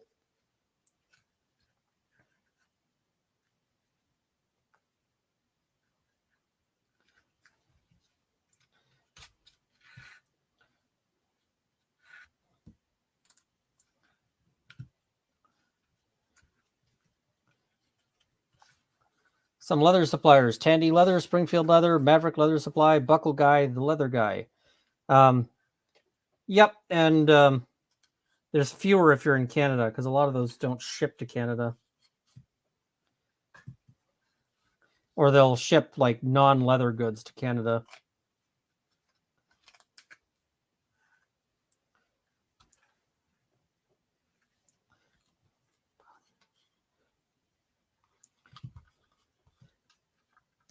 Carol Greer says, I made my brother a belt in high school. He wore it until he outgrew it. Yep. Daily Dysfunction says, do they sell buckskin at Tandy Leather? You bet your bottom. Don't actually do that. But yes, they do sell buckskin there.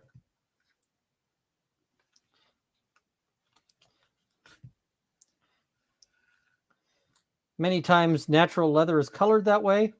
I mean, the thing is that like the brown that people see and think is of as natural leather is not actually the color of leather. Leather is flesh colored. And if you're thinking, wait, what? Leather looks pretty like natural raw leather without any oil or anything else on it. Looks very close to skin. And a lot of people find that off-putting for the reason that like it looks creepy. I actually have somewhere a partly finished Halloween mask that is just taking scraps of leather and stitching them together to be like a head shape. And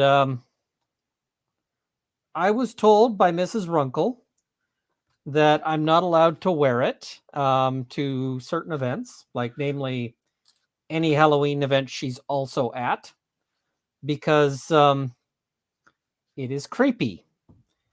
And she's not wrong, but it is very creepy. And the other thing that is funny is that leather, like even like, this leather that is like tanned and so forth, can still suntan. And so that kind of often weirds people out. But if you leave this in the sun, it'll change color over time. Sun will cause damage to it.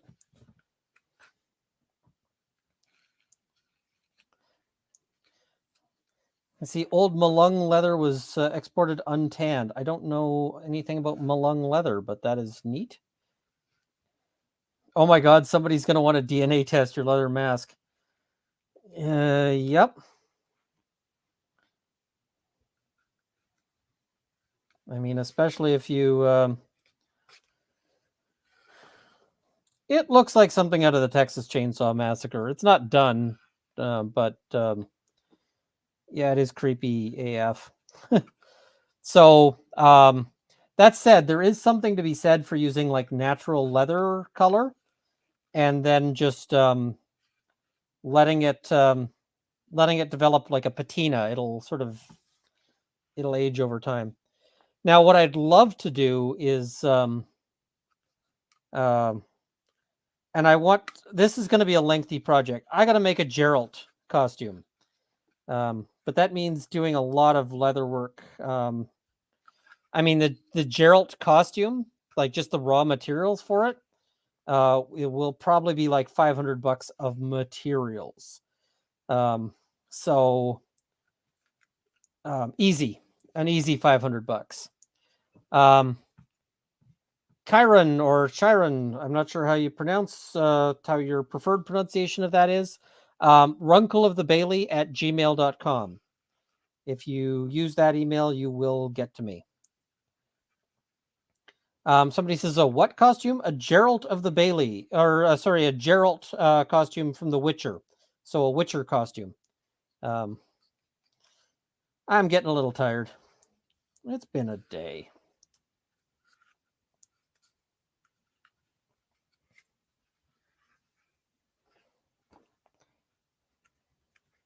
Oh, town of Malung was once the biggest leather producer. Interesting. But went bankrupt in the 80s. That's sad. All right, so I'm sort of slowly getting to a tube shape, although it is wanting to not butt up nicely, but instead overlap. It's not ideal. Is what it is, though. I could probably fix that by doing different stitching.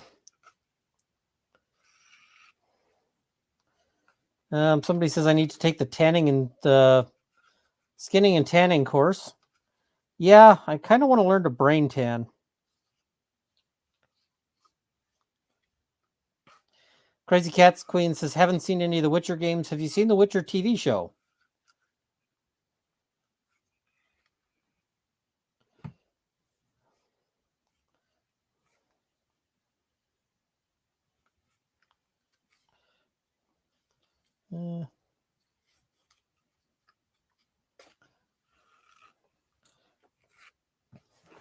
This is just going to take a while, but that is what it is. And you might be saying, why are you spending all this time when you're just going to cut it loose? Well, that is a very good point. And I'm probably going to stop now. So I've got a bit of tube here.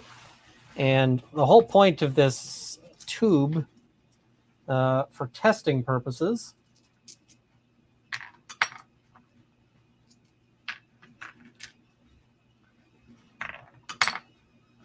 And now I've got my dice. I can just cup the end here.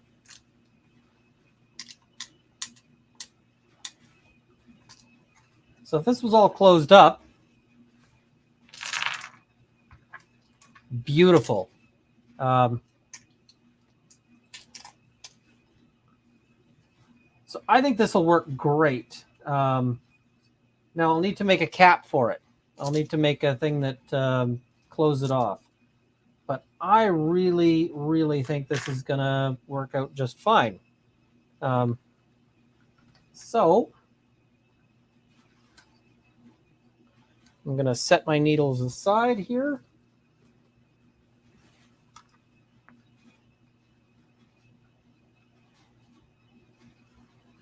And now I need a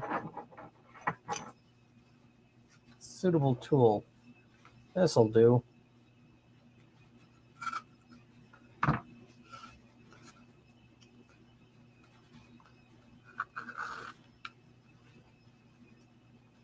I'm just going to unstitch all of this. Now I could cut it out, but cutting it out is actually a bit of a pain in the butt too. There is not really a good option for this. So I'm just going to yank and pull, yank and pull. Or maybe I'm not. Yeah.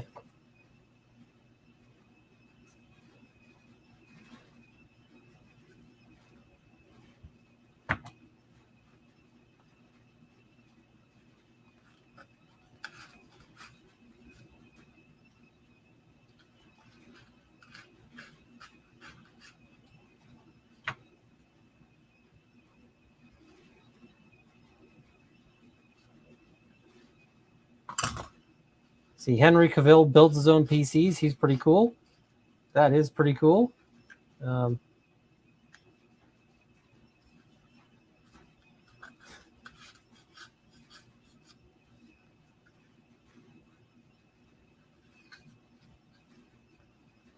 need a seam ripper. I have a seam ripper. I've got a collection of seam rippers.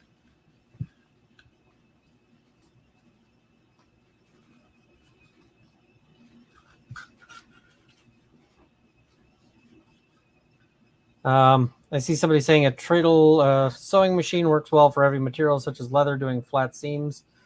Yeah, it's kind of tough with this kind of project because this is fairly heavy leather.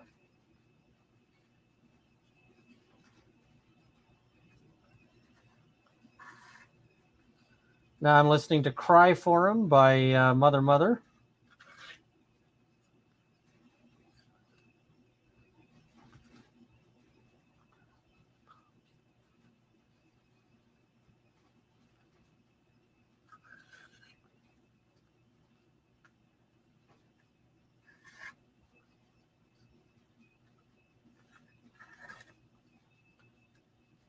Carson says I have to shave for work. What do you do for work that requires that? Chef? Doctor? Although my brother's a doctor and he's got a beard, so...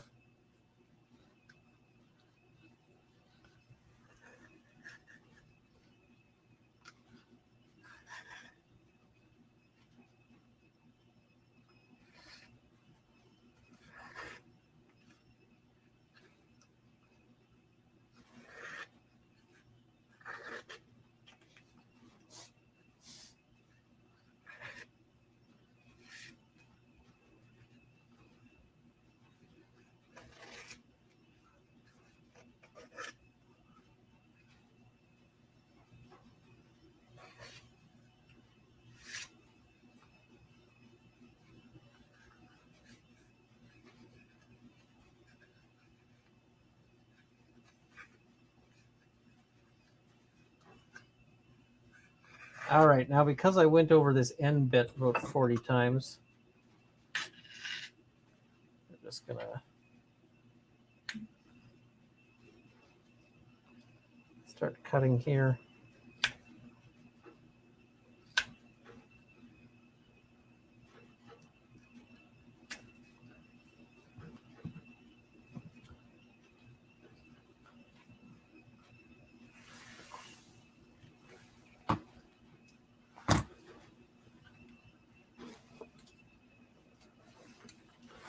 All right, so I think the basic idea of this is going to work. Oh, power engineer at a facility where I need to wear supplied air. That'll do it. You got to have that tight mask fit.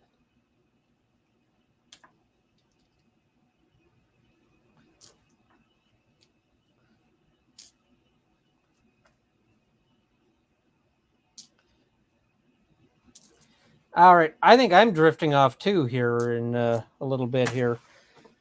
So this thing I think is going to turn out really nicely. I'm going to do some tomorrow. I'm going to go over it with the drill press, and I'm going to once I do that with the drill press. Sorry, I'm just pulling up my face here. So I'm going to go over that with the drill press, and then I'm going to stitch it up and do the edges and all of that. It should look really nice. I'll probably dye the edges as well, and everything will be good.